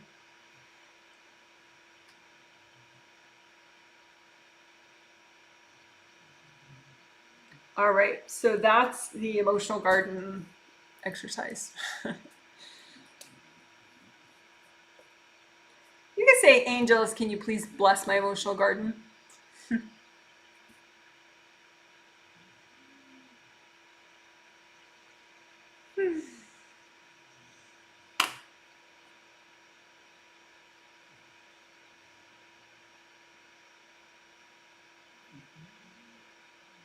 Okay, so now I'm going to be quiet again to figure out what the next thing is we're going to do.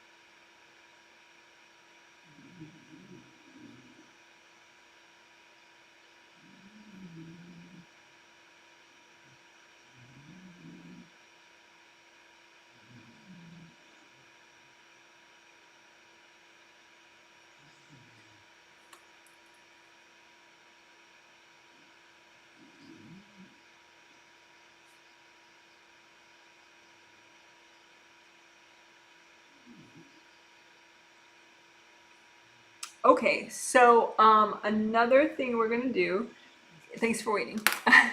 I was looking at a sample person, and she's the mom of two different clients, and they're getting the healings, and she's getting the healings.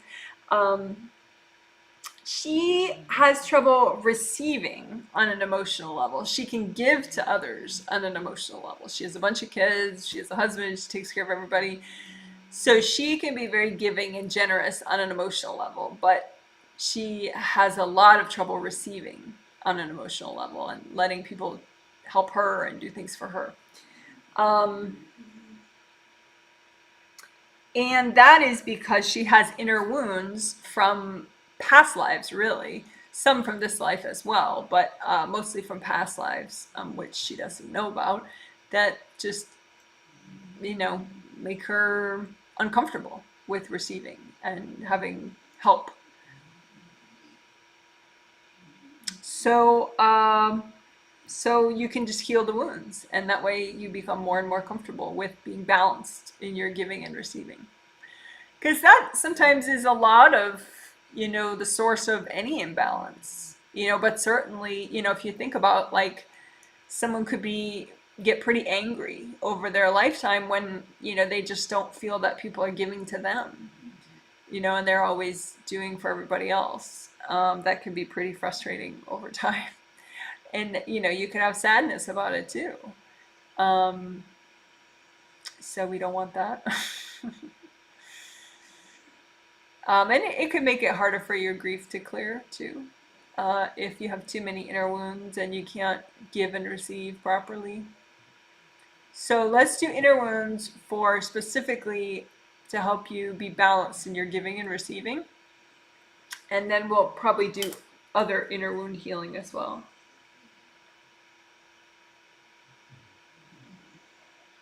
Right after that. So fortunately, so that was just explaining, and then now we'll do. Fortunately, healing inner wounds is super simple to do, even though it's really like impactful. So that's always fun. Okay, so let's just check your grounding first. Red or orange or yellow, big grounding, all the way up to your sternum, your third chakra, and wide, all the way down to the core of the earth. So make your grounding red or orange or yellow, whichever you prefer. Comb through it. Comb through a little copy of it out in front of you, just to make sure you're melting away any energy blocks that are in the way, because you want a very strong downward flow, like a big strong waterfall in your grounding.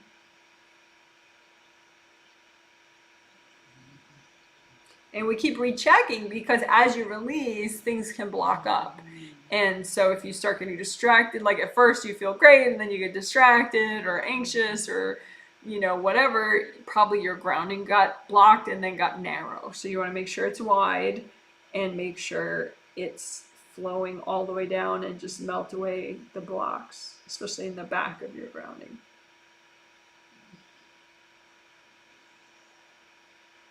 Okay, so that was just a little checking of grounding. We'll check for grounding, unblocking. So now we will do heal inner wounds so that you're more balanced with giving and receiving, which can help with emotional wellness. So you just imagine your wounds like slashes out in front of you, like little diagonal lines or straight lines, going whichever way you want. Just imagine inner wounds that you have, like a cut on your skin. So you just imagine the wound, the slash out in front of you. If you don't like that metaphor, you can kind of do like a hole in the ground, and that represents a wound. But anyway, imagine any wounds that are healthy and gentle to clear right now that will help you be more balanced with your giving and receiving emotionally. And just imagine the wounds and put gold light in the wound. And just soothe it with the gold light, and it'll heal up and dissolve.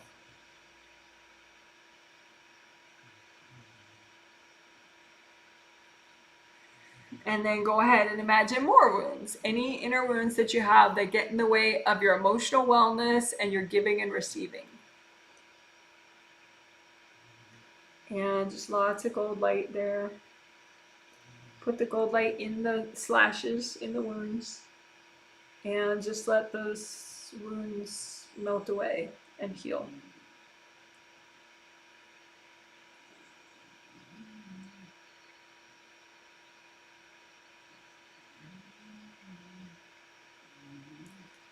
And keep breathing, wiggle your toes. It's a big shift to heal these wounds. So, you want to just stay here, unblock your grounding again for a sec.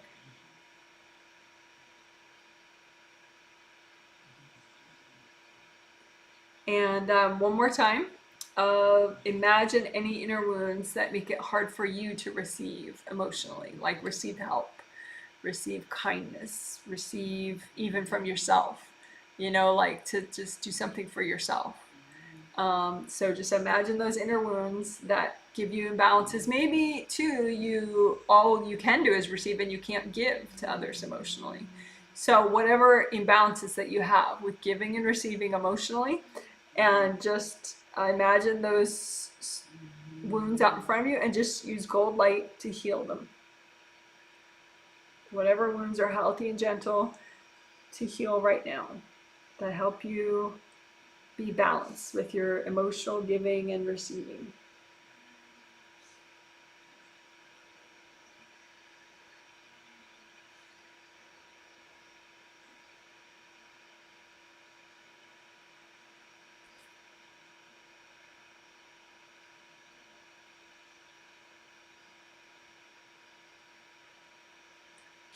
So just, maybe give yourself a hug, tell yourself good job, pat yourself on the back.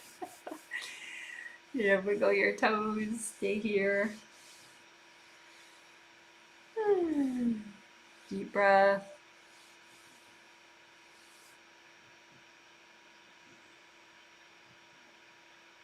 That is something that you can continue to work over time. So you could say, angels, if I need to work more on this, healing inner wounds to be more balanced in my giving and receiving emotionally, can you help me with this? Angels, can you keep helping me? Can you help me to keep working on this?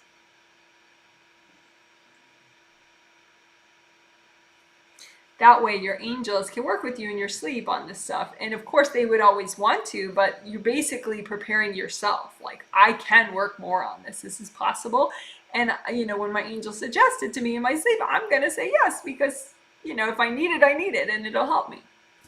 So just to let you know that, yes, this is the healing that you're doing it, but it can continue with your angels. So if you're open to that with your angels.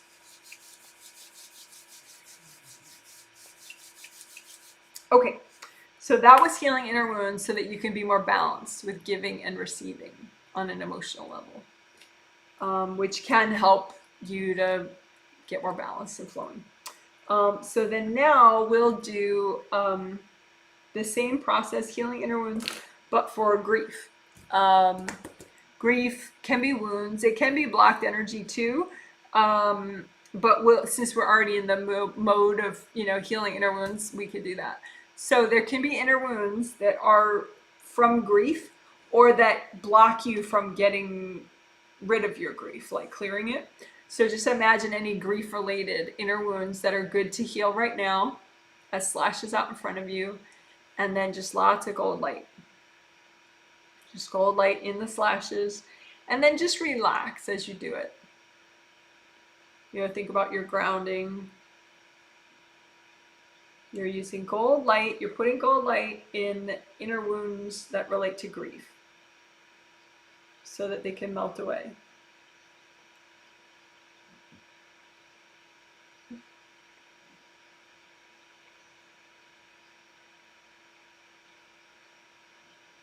And some of them might not be healing because other people are in your space about your grief. Like say, a guy I'm healing, his wife might be very aware that he has grief, say because his mom passed, and sometimes the wife is kind of in the grief because she's worried about him.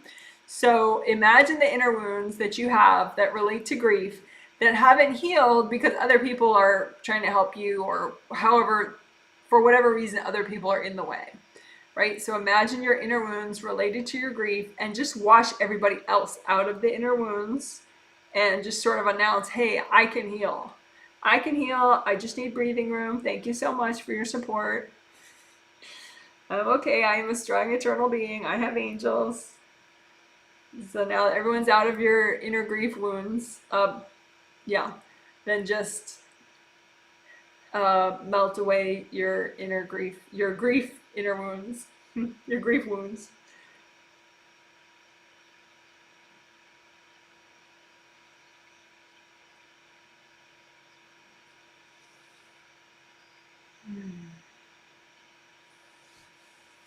So let's do that one more time. Okay, so, and I think that's a big thing because grief is one of those things where sometimes someone is very isolated in their grief, but other times maybe, it's sort of like a family thing, or, so there's somebody else at least that's going through grief about the same event, and that can get kind of messy. And it's nice to have that support and communication with others.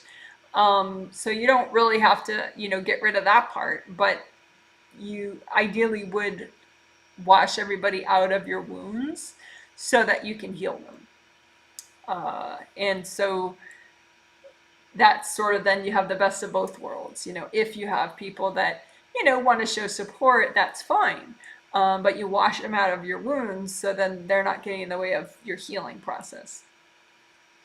And that'll help them too. You know, if they're grieving too, it'll help them. If they're not in your space, they'll have more energy to heal their own wounds. Okay, so just imagine inner wounds relating to your grief from this or past lives, doesn't matter. Especially the inner wounds that haven't cleared because other people are in the way.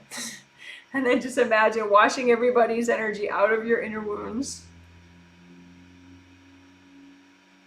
So it could be like the slashes are sort of like encased in like a big block of ice of other people's energy. And so then that's the first step, is to just melt away that block of everybody's energy that's around your inner wounds.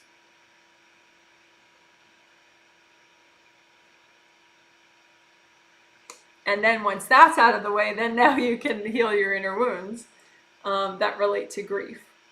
And just melt them away. Just use gold light and take your time. There's no rush. And just do it to the extent that's healthy and gentle. And say, angels, help me with this.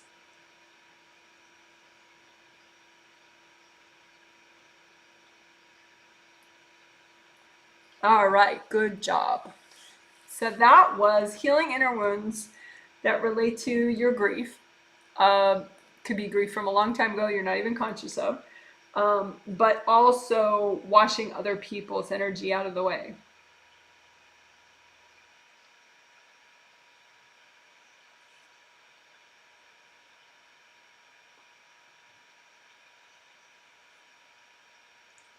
Which can help you clear like 10 times as much, you know.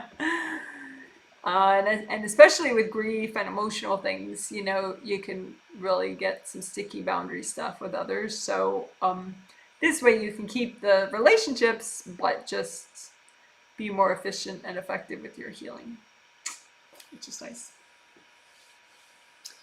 Okay, so I'm going to check out everybody. If you just chill out for a minute.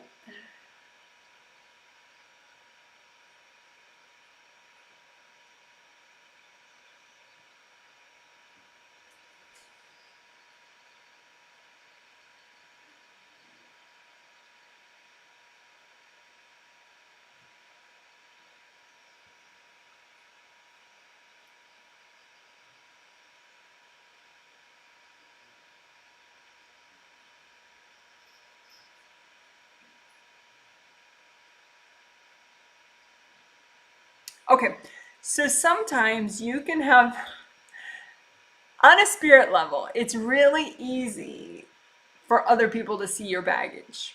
And I know, like, that's not something that everybody likes, you know? I mean, that can be a little overly vulnerable if people can see your baggage, like where you're stuck. But on a spirit level, people can. And when they see your baggage, they could cord your baggage, and then that makes it even more stuck than it was before. So that can be uncomfortable, and sometimes that can be why someone comes off as like emotionally unavailable, because they have this baggage and everybody sees it and everybody cords it, and it makes them even less comfortable emotionally than they were in the first place. So what we can do is we can get everybody out of the emotional baggage that everyone keeps seeing, and then you can clear it or store it away with your angels if you're not ready to clear it. And that can help everybody, but especially people that are considered, you know, maybe to have emotional issues.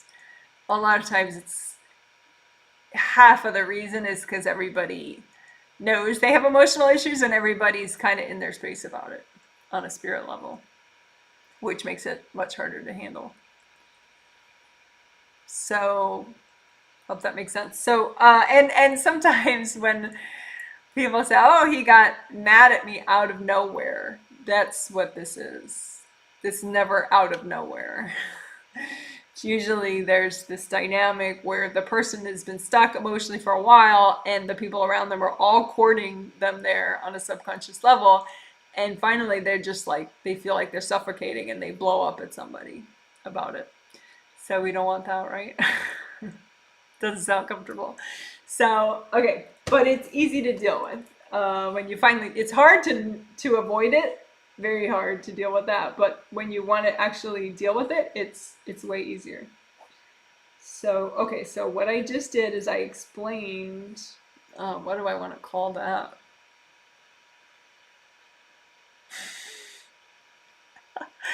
Obvious baggage.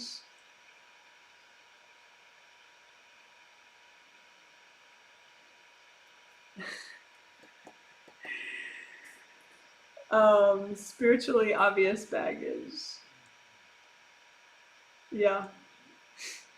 Okay, so that was just I didn't give it that name until just now, but yeah, so that's that you have some baggage that is spiritually, some emotional baggage that is spiritually very obvious to others on a subconscious level.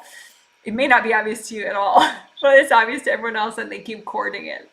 And then that's creating like you feel twice as stuck as you would otherwise. And it can affect you in a lot of weird ways. So let's deal with it. So, quick redo your grounding, red or orange or yellow. Big, wide grounding all the way down to the core of the earth and bring it up high all the way to your third chakra where your ribs meet right there. Okay, so and comb through your grounding. You can use even gold sandstorm and just, just like spinning bits of gold light to scrub out any stuck stuff in the way of your grounding flow because you want really strong downward flow. So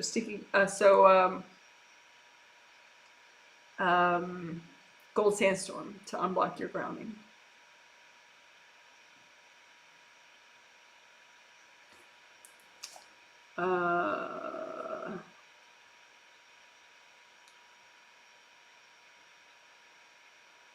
So that was unblocking grounding with gold sandstorm, and now, really, we will be dealing with your obvious baggage that everyone in the world is courting.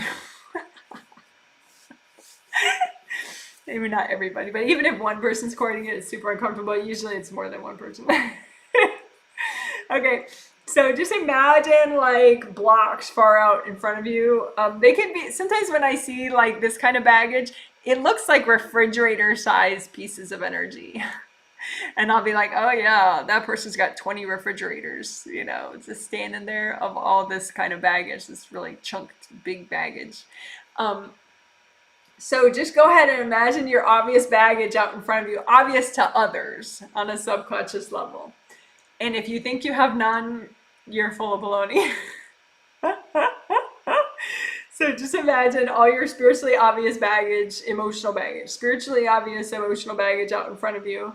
And just bring up red earth, push it away from you as much as you need to so you don't feel it too much. And just bring up red earth energy and gold light, gold fire, and melt away all the cords. Wash everybody out of your refrigerators. These are your refrigerators. It's your baggage. Get everybody out. Because if somebody's all wrapped up in it, you can't do anything with it. It's just a mess. So just gold light, get everybody away from your refrigerators. Just be like, all right, guys, I'm a big girl. I'm a big boy. I need breathing room right now. Go talk to your angels. Go find your body. Love you, but go away. You're amazing. Go have a good day. Bye, bye, bye.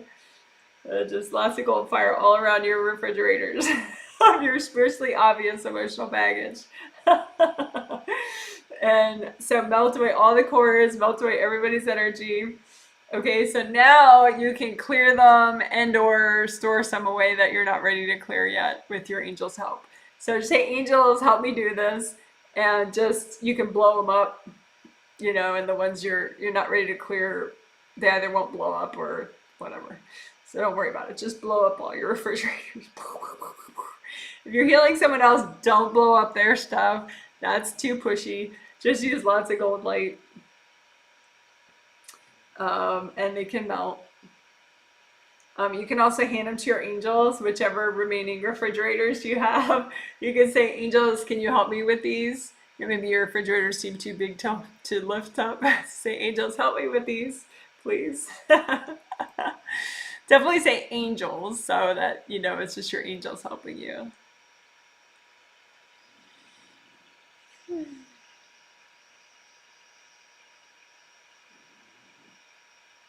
All right, great job. So that was clearing and dealing with your spiritually obvious emotional baggage that most likely a whole bunch of people are recording and you might not even know is happening, but it can make you irritable. It can just make you feel stuck and unmotivated in life or overwhelmed or whatever. So, good job. You see, it's a lot easier to do than avoid. It's like bam, bam, bam, we did it. So, all right, I'm gonna check everybody out.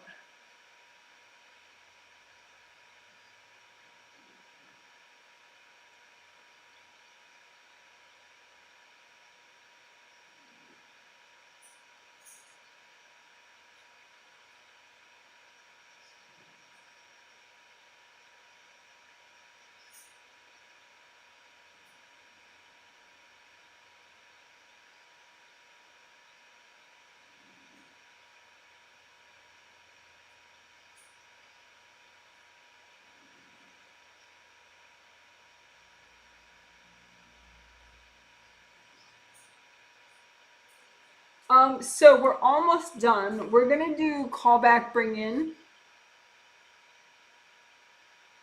which is its own video. If you search Janet Wright callback bring in, uh,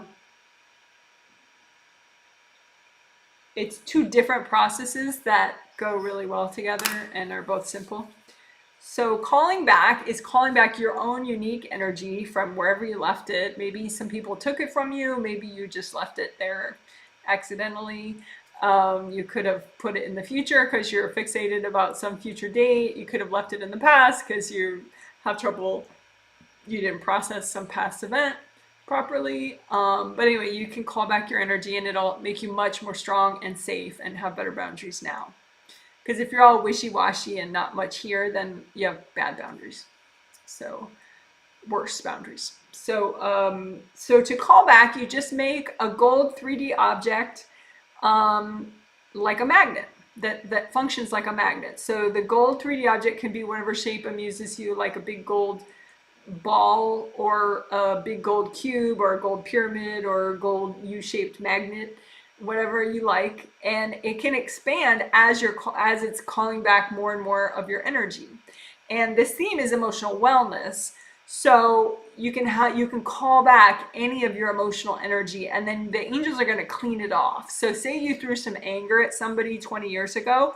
Yeah, you're calling back your own anger, but it's your life force, so it is still really important, and then your angels will fix it up so it doesn't make you pissed off when you bring it in. It'll just be nice emotional wellness energy, okay? So go ahead, use your gold 3D magnet, call back all your own emotional life force, any life force really too, but especially anything related to your emotions or emotional wellness. Call back your energy, go ahead, call it back.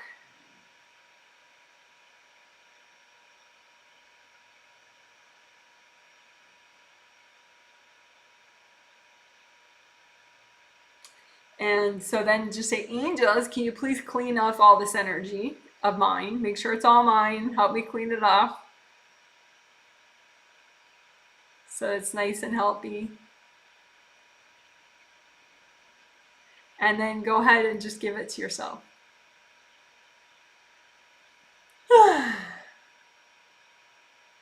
All right, so let's do that one more time. And again, this is the calling back part. So make a 3D object. You can make a different shape if you want.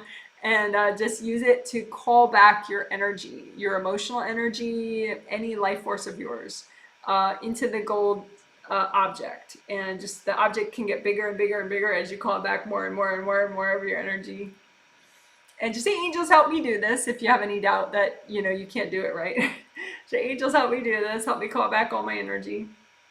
And then say, angels, can you please clean off all this energy? Make sure it's going to help me with my wellness. Make sure it's all me and it's all nice and cleaned off.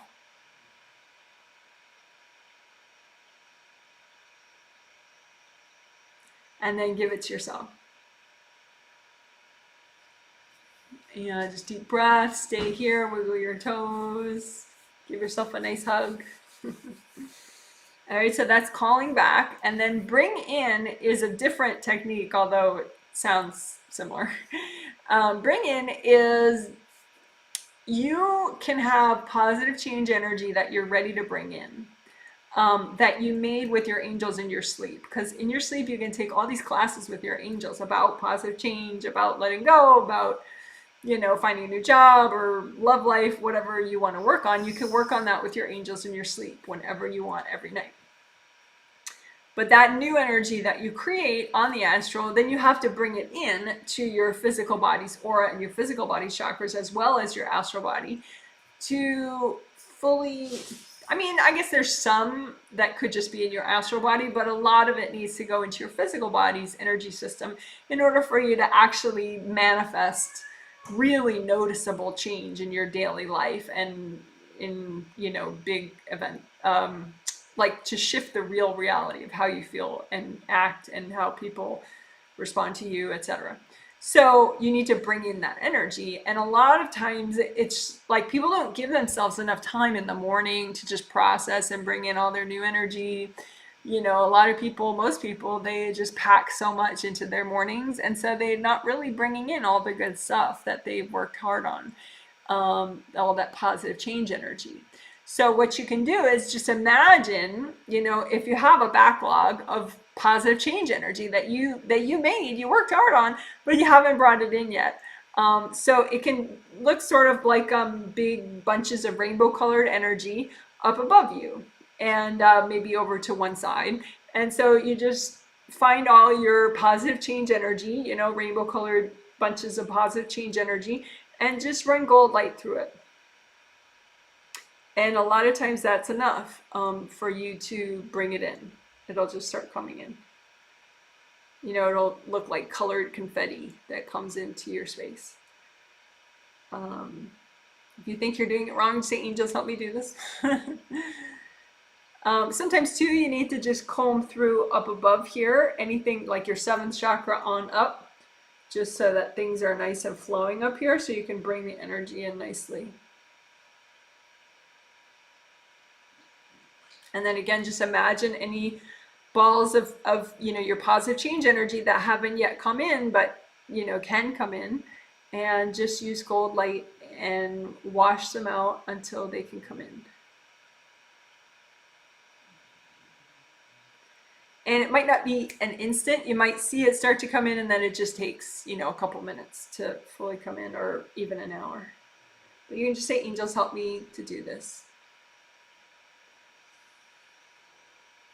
And go ahead and check your grounding. Nice big red or orange or yellow grounding. You can remake the color, pick a color that you want. And unblock your grounding, especially the back. And you can get a lot more out of this healing the more you unblock your grounding, because you're going to want to release more. Your chakras, everything's going to want to release more. And if you keep your grounding really nicely flowing and wide, even in the back, you could get like 10 times more out of the healing in the next couple of days. Just keep that grounding, keep your grounding wide and flowing. Just keep checking it, redo it. You can do, I have this little tricolor soak video. That's a nice little process where you bring up, we could do it right now, bring up red earth energy all the way up and soak everything in red earth energy, and then bring that down. Bring up orange earth energy, make your grounding orange, bring up orange earth energy, soak everything in the orange earth energy all the way up to the top of your aura. Bring that down, make your grounding yellow, bring up yellow earth energy, soak everything, your bones, your muscles, all your auras, all your chakras with the yellow earth energy. And then you can change, you can leave it up, but change it to whichever color you prefer, red or orange or yellow. And that's leaving it up. I called that a 1-color soak. But you could bring it back down just to the level of your grounding if you prefer. And that's nice. It kind of flushes out your grounding, doing, that process of soaking in each of the 3 colors. So that's a tricolor soak. And then you could just redo your gold buffer zones. Give yourself brand new ones.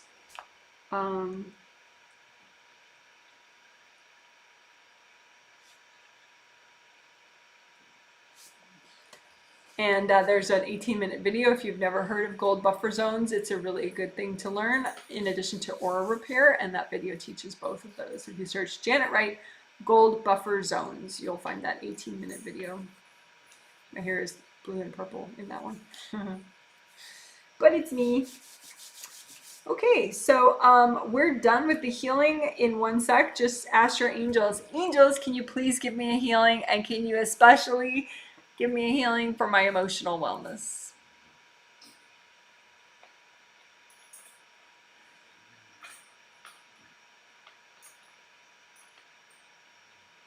And again, you know, if you think you need to work more on this and you're not confident that you're already working on it in your sleep with your angels, just remind yourself, hey, I'm going to work on this more in my sleep with my angels. I want to get as many healings as I need, as many teachings and classes as I need from my angels in my sleep.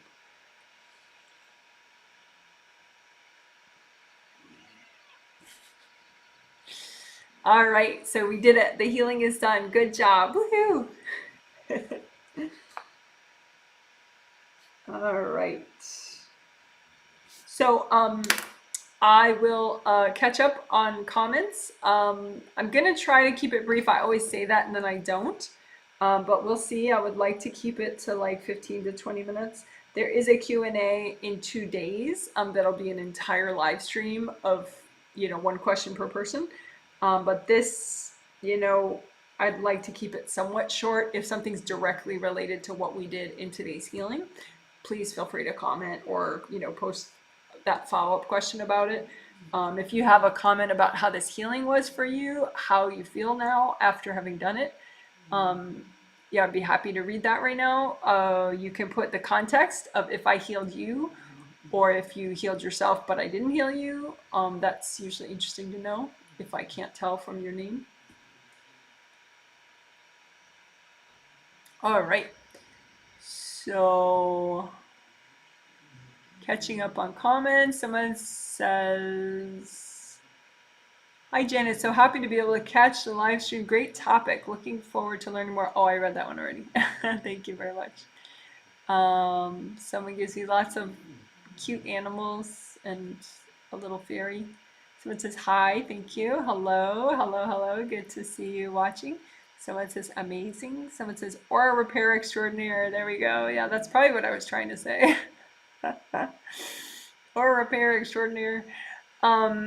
Grateful for the timing of this healing. Seeing a lot of family, extended family this weekend. Thanks.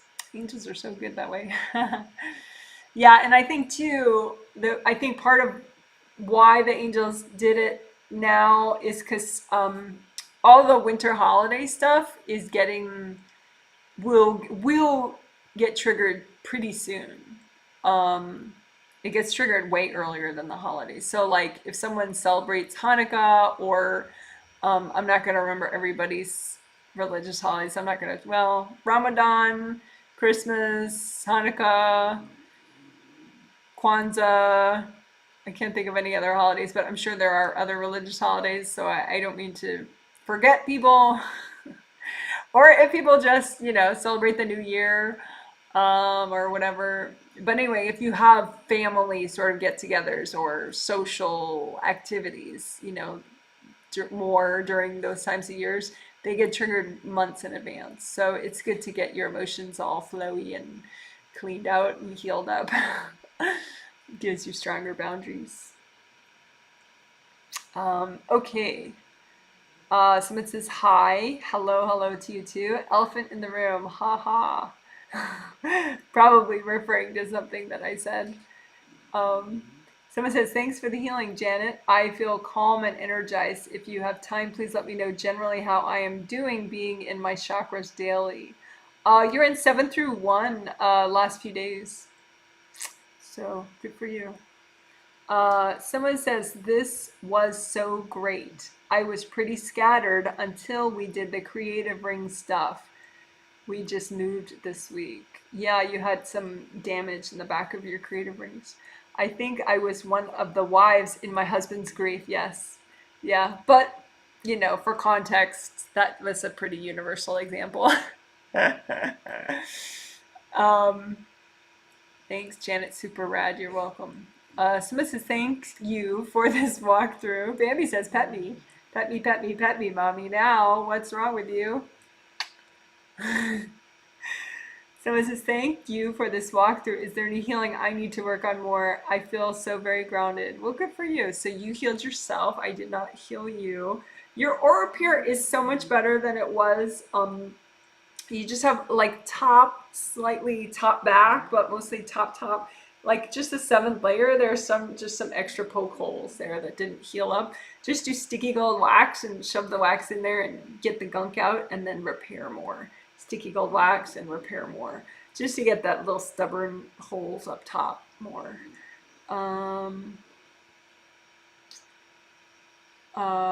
But that's the person that says, thank you for this walkthrough. Is there any healing I need to work on more? I feel so very grounded. So yeah, just do sticky gold wax and extra aura repair right up top, because you have punctures that are just in that 7th layer up there, the outer layer.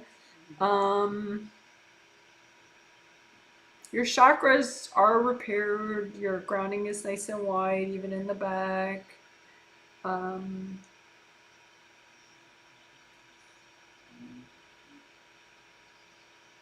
Once you do that, you'll probably be in 7 through 2. Right now you're in 7 through 3. But yeah, so then you could just work on that innermost layer. It's a little tight. Maybe just a little bit extra unblocking up here, right above your head, like the 1st and 2nd layers above your head. Just unblock there and below your feet.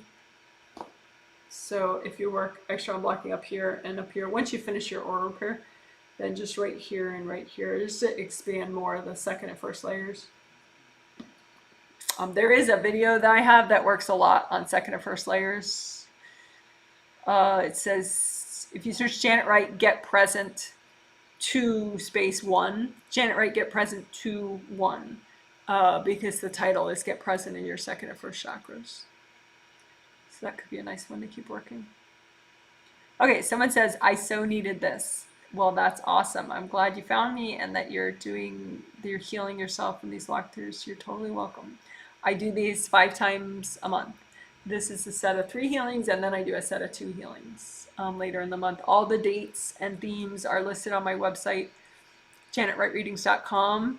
I finally renamed the menu. It's called Group Healings. And then there's this page called Themes, Dates, Purchasing, where all the info is. Speaking of which, if you ever did want to purchase so that you could receive the healing from me, they sell on the 15th of each month, and they sell out within like 30 minutes to a few hours. On the 15th of each month, they go up, it says on the website, but they go up at noon Pacific-ish, like I could be 8 minutes late or something putting it up, but they go up at noon-ish Pacific, 2 p.m. Central, 3 p.m. Eastern on the 15th of each month.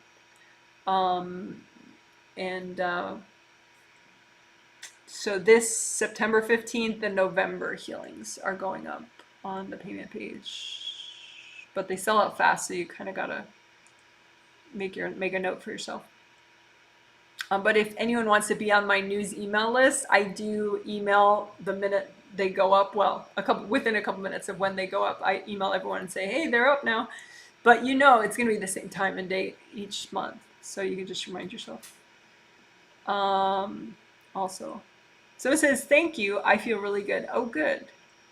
Someone says, thank you. You're welcome. You're welcome. Someone says, I followed along to heal myself. Did I do okay? Also, I forget, Weichi is astral or physical or both? Weichi auras are a part of you as an eternal spirit. So it's not your astral body aura, but your astral body aura is part of you as a spirit, as well as your Weichi auras are a part of you as a spirit.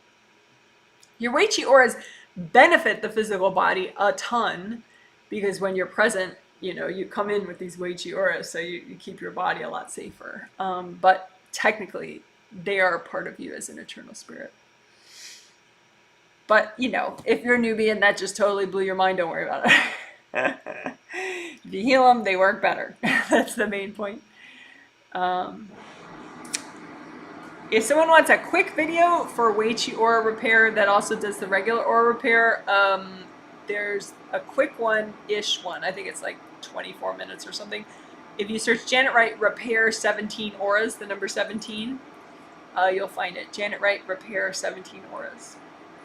Someone says, I was so pleased that emotional gardening technique was in this healing. I've used the MP3 version on your website several times. I've always loved that one.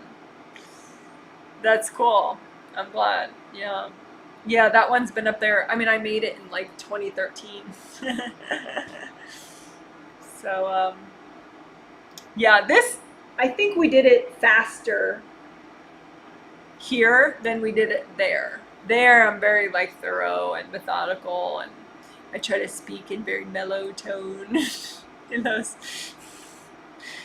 audio recordings. But that's good to know. Someone says, I haven't done healing for a while. Can you check how my energy looks? Yeah, sure. I'm happy to. You do have aura damage, but it's not terrible, but enough to, that you want to heal it, I would think. It's in the top and upper back, 6th and 7th layers. They're kind of like, there's like this big dugout kind of part right there. So maybe do sticky gold wax, imagine the upper top and back part of your aura and just sticky gold wax, get it in there to get all the junk out that's in the rips, and then do repair, and just alternate sticky gold wax and repairing with gold light, gold fire, gold water, or whatever, just so it all grows back and gets all nice. And then you can redo your gold buffer zones if you know about those big gold force fields attached to the edges of your auras. You do not have chakra damage, so that's nice. Right now you're in 7 through 3. Once you finish repairing up there, you might be in 7 through 2, or you'll just feel better and be in 7 through 3. When I say 7 through 3, I mean that's you're in physical body chakra 7, 6, 5, 4, and 3. The back of your grounding gets blocked up very often, even now. So just imagine a copy of your grounding in the back of it. It's just like has some big rocks in there, big energy blocks. So just keep melting away the rocks in the back of your grounding. So you could, and then also comb through the whole back of your aura and all the, the back of your chakras. So unblock the back of your chakras, get the flow in the back of your aura, get the flow in the back of your grounding especially. Because if you don't unblock your grounding, then all this stuff back here has nowhere to go. It just can't release well. But if you unblock the back of your grounding, then it's like you got this downward suction that helps releasing a lot. So it's a finish repair up here, up above, and then work the back of your grounding, and then the whole back of your chakras and your aura, just get more flow. But I mean, you're pretty present even with that stuff going on. So, but that would probably, if you did all that, you'd probably be in 7 through 2 at least. So I hope that helps. Someone says, I have 2 children, ages 3 and 6. Good to know they are in charge of their emotional gardens. Well, yeah, but you might be, trotting through and appointing yourself as their gardener. So just explain it to them. Hi, your angels can help you, and this is your garden. You get to play here and be healthy here, and just kind of back out of their emotional gardens. They're not always going to be in charge by default. A mom can totally just, be like, I'm in charge here. So not to vilify moms. Being a mom is crazy hard, but or challenging, let's say. I think challenging is a more upbeat concept. But anyway, yeah, they can be fully in charge of their emotional gardens. I will ask my angels to help me stay out of there. See, thanks for the healing. Okay. Hi, Janet. Good healing. The idea of big visible fridges is interesting. Refrigerators, yeah. Any advice from my angels today? Thanks.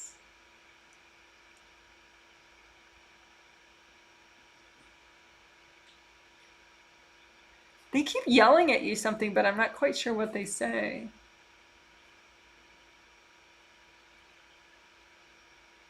It's like something that I think you keep thinking you should do, but you're not doing.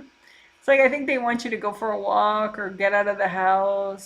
Something that they're like you'll just feel better if you go and do it. But I'm kind of in a different headspace. I can't hear word for word right now. But yeah, your angels are saying you're just kind of there's something where you're a little stick in the mud, you're kind of a little rigid and they're trying to get you to try something new. Okay. Hope that helps. Someone says, good morning and thanks, Janet. Just woke up. Interested to know how my aura chakras look at the moment. Anything I can work on more? Well, you got the healing. It all worked. You're releasing a lot. I think, you could just repeat the emotional garden exercise that we did. You could repeat just repeat the hits from today. That would be the best thing. But if your motivation gets really low, then just keep your grounding unblocked. So you can continue the releasing from the healing that you already got. But yeah, I don't think there's any unique thing that other than the obvious of redoing today's exercises that your angels are pointing out. So hope that helps. So a lovely cat. Yes, she's pretty. Her name is Bambi. She's, I keep forgetting how old my cats are. She is 15? Yeah, she's 15.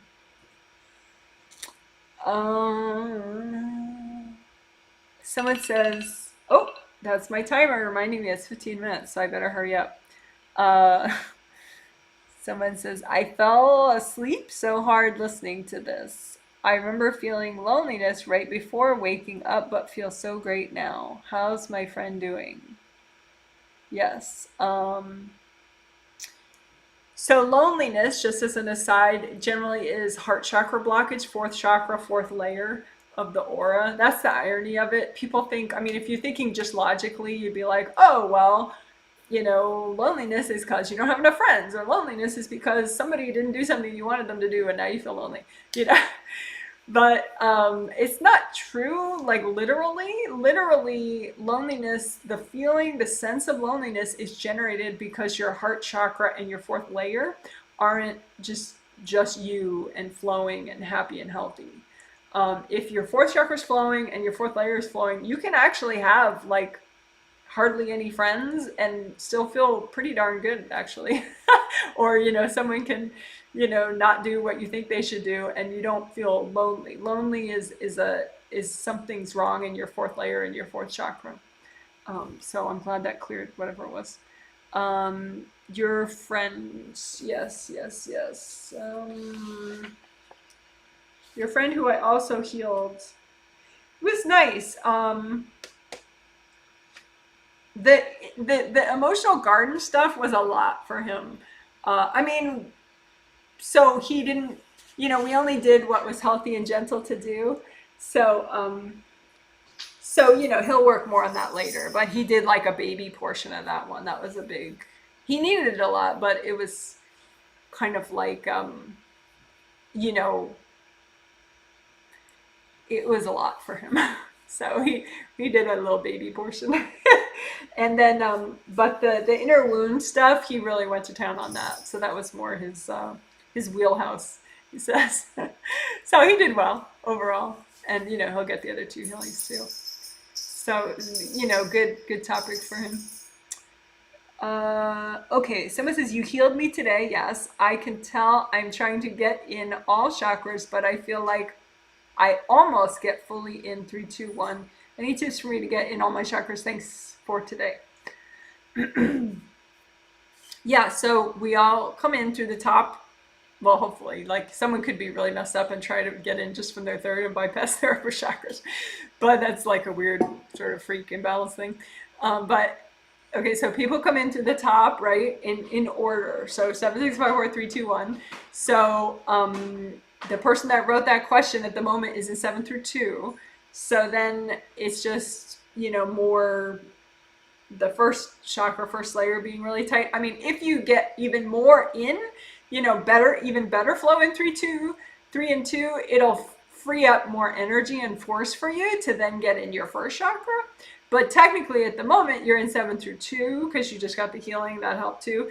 So really there's just, you know, the stuck energy at the top and the bottom of your first layer. You could focus on unblocking just right above your head, right below your feet, and that'll expand your first layer.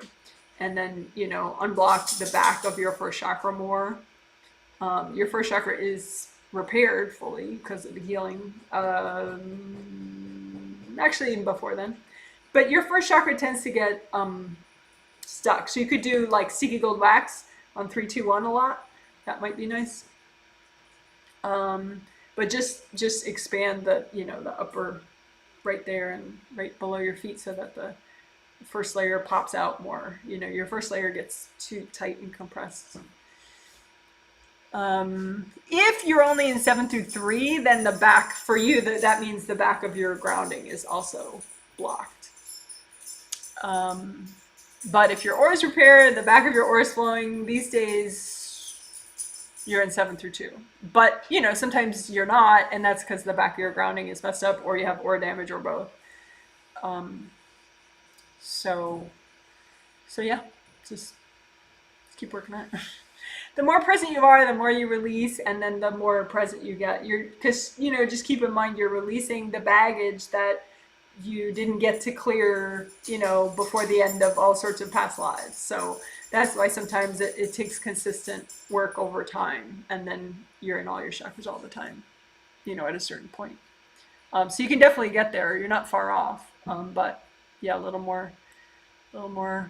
But I think, you know, if because you tend to pop out of your second chakra, if you're in your second chakra, you tend to pop out by like 2 or 3 o'clock in the afternoon. So if you can, you know, mentally schedule for yourself some, you know, mid-afternoon grounding unblocking in the back, just double check, do I need aura repair? How's the back of my grounding? You know, just so you can stay in 7 through 2 longer during the day, because that'll, you know, help you get to 7 through 1 even faster. And that advice would apply to anybody, by the way. Well, anybody that's already fairly present. Okay, someone says, thank you, you're welcome. Someone says, thanks, Janet. How did my family do? I did like the callback bring in, especially from the future part. I normally focus on calling back from the past. Yeah, interesting. Well, you know, call back from wherever, you know, so that you don't have to think about it. But yeah, that's a good point. Some people, when they're planning, they accidentally leave a lot of their energy in the future, which is not how manifesting works. Being here in the present speeds up your manifesting rather than, you know, parking your energy in the future. So yeah, that's good that you figured that out. That's something that you can keep doing. Like a lot of times on Monday, a lot of your energy is sitting in the future on like Tuesday, Wednesday, Thursday, whatever you have to do for the week. So like I think Sunday and Monday especially, that's very triggered for you. So just call your energy back from the week, you know, on Sunday and Monday, and just, you know, if you want to work the week, you can imagine, okay, here's my week, you know, like imagine it like the calendar and the days, and just, you know, do tricolor soak on your week, you know, and just clear away blocks, lots of gold light, you know, but stay here, you know, and you can do that if you want. That could be interesting and fun for you. So, how did your family do? Your family that I did heal. Your sister's laughing. She liked the emotional gardening one. She didn't like the wounds part. She's like, I don't like imagining wounds.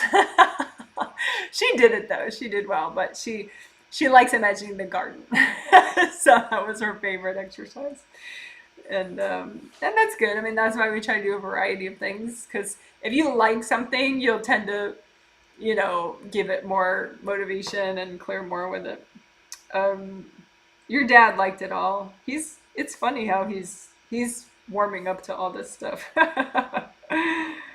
Your mom, the one where you heal the wounds so that you could receive, that helped your mom the most, I think, of all that was done in the healing. She needed that work to help her to be able to receive better, which is kind of a universal mom issue, because motherhood is so much about giving to others and, you know, being aware of others And so to heal wounds so that you can receive more and give to yourself better, it's a big deal. So that helped her.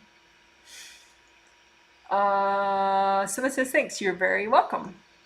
I'm glad that you watched the live stream. They're 5 a month, like I said, and you're welcome to watch and heal yourself as you watch. Someone says, I completely missed this due to stress. You healed me. What's blocked around my head as massive headache? And you gave me a clue as to who the heck you are. So thank you so much. Yeah, that makes sense. I know who you are. You have GV damage, your GV meridian. Everything got healed, repaired up. You had aura damage and you had chakra damage to your upper chakra 6 and 5. Like somebody went, pew, and so this all ripped up, including your GV meridian. But you just got the healing, so this all repaired. Your aura repaired, your Weichi auras got stronger here. But your GV meridian is still kind of banged up, but I can help you with that a little. Your GV meridian, it's like a candy cane, you know. Well, it's all red, but it starts in the crotch and it goes all the way up and around like that to the roof of the mouth. So GV meridian, GV stands for governing vessel. That's the one that usually is related to headaches. If it gets ripped up and banged up, then you feel pain there. So since I already healed you in the healing and the angels say,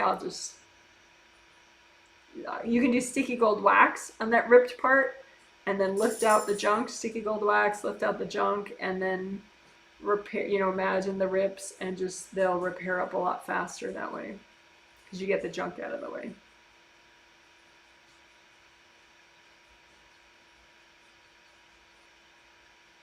And you can do more of this on your own, like if a lot of the pain is still there, just keep doing that. Just imagine your GV meridian as it hooks around your head right there and goes to the roof of your mouth. Just imagine it like a red tube, and if there's holes in the red tube, just use sticky gold wax, get the junk out, and then repair the holes in the tube. So, hope that makes sense. GV meridian, governing vessel meridian. You could search Janet Wright GV meridian if you wanted a video walkthrough. All right, someone says, hi Janet, how did my partner and I do in this healing? I was triggered a lot yesterday before we cleared things today. I slept and did not follow along. That's okay, because it got recorded as a video. I gotcha. You're all right. You could just do it later. But you and your partner, I think that, yeah. I mean, you both did well. Your partner always does well in these.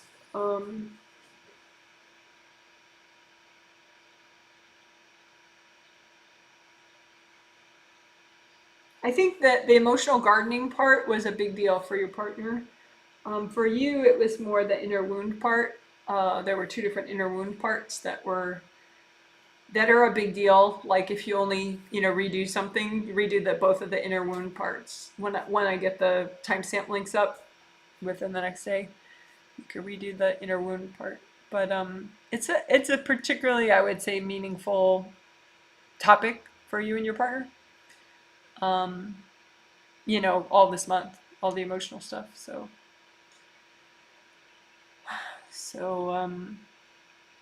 sleeping is good though. I mean, you can sleep through the healings. It's okay. A lot of times you can clear more when you're asleep. But different people do different things. Yes, I know your partner's name. Okay, someone says, now I feel much better, thanks kindly. Oh, I don't know who you are. I don't think, unless, some people,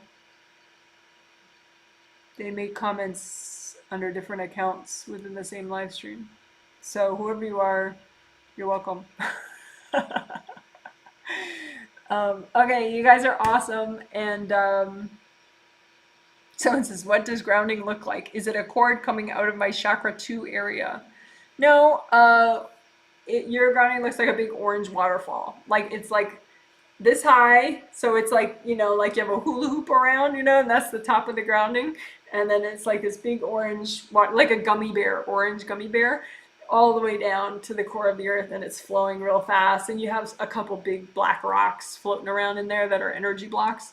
But overall, it looks like a waterfall meets a big orange gummy bear color. So it's like a moving waterfall that moves with you.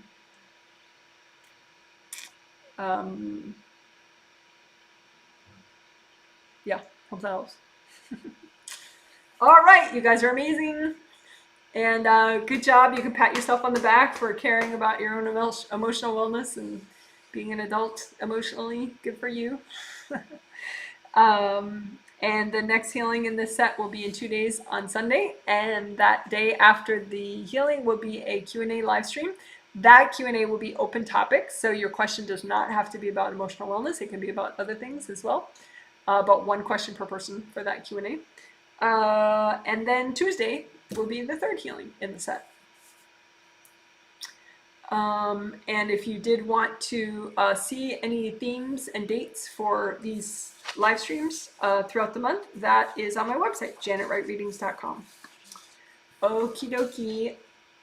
I can show you one of my doggies at the end of the live stream. We'll do a quick animal cam. So this carrier is where there is a dog right now. There's a different dog who is not there, but he'll come to me as soon as I'm there because he's always jealous. But the one that comes out of here is Daisy, and then the one that's jealous, who will come right up to me with a big nose, is Izzy. And the one that walks around in circles, I don't know if you'll be able to see him, but he's Abel. So we have 3 beagles that are rescued. Okay, so you're awesome. I will see you in 2 days if you want to join in that live stream. And here's the animal cam.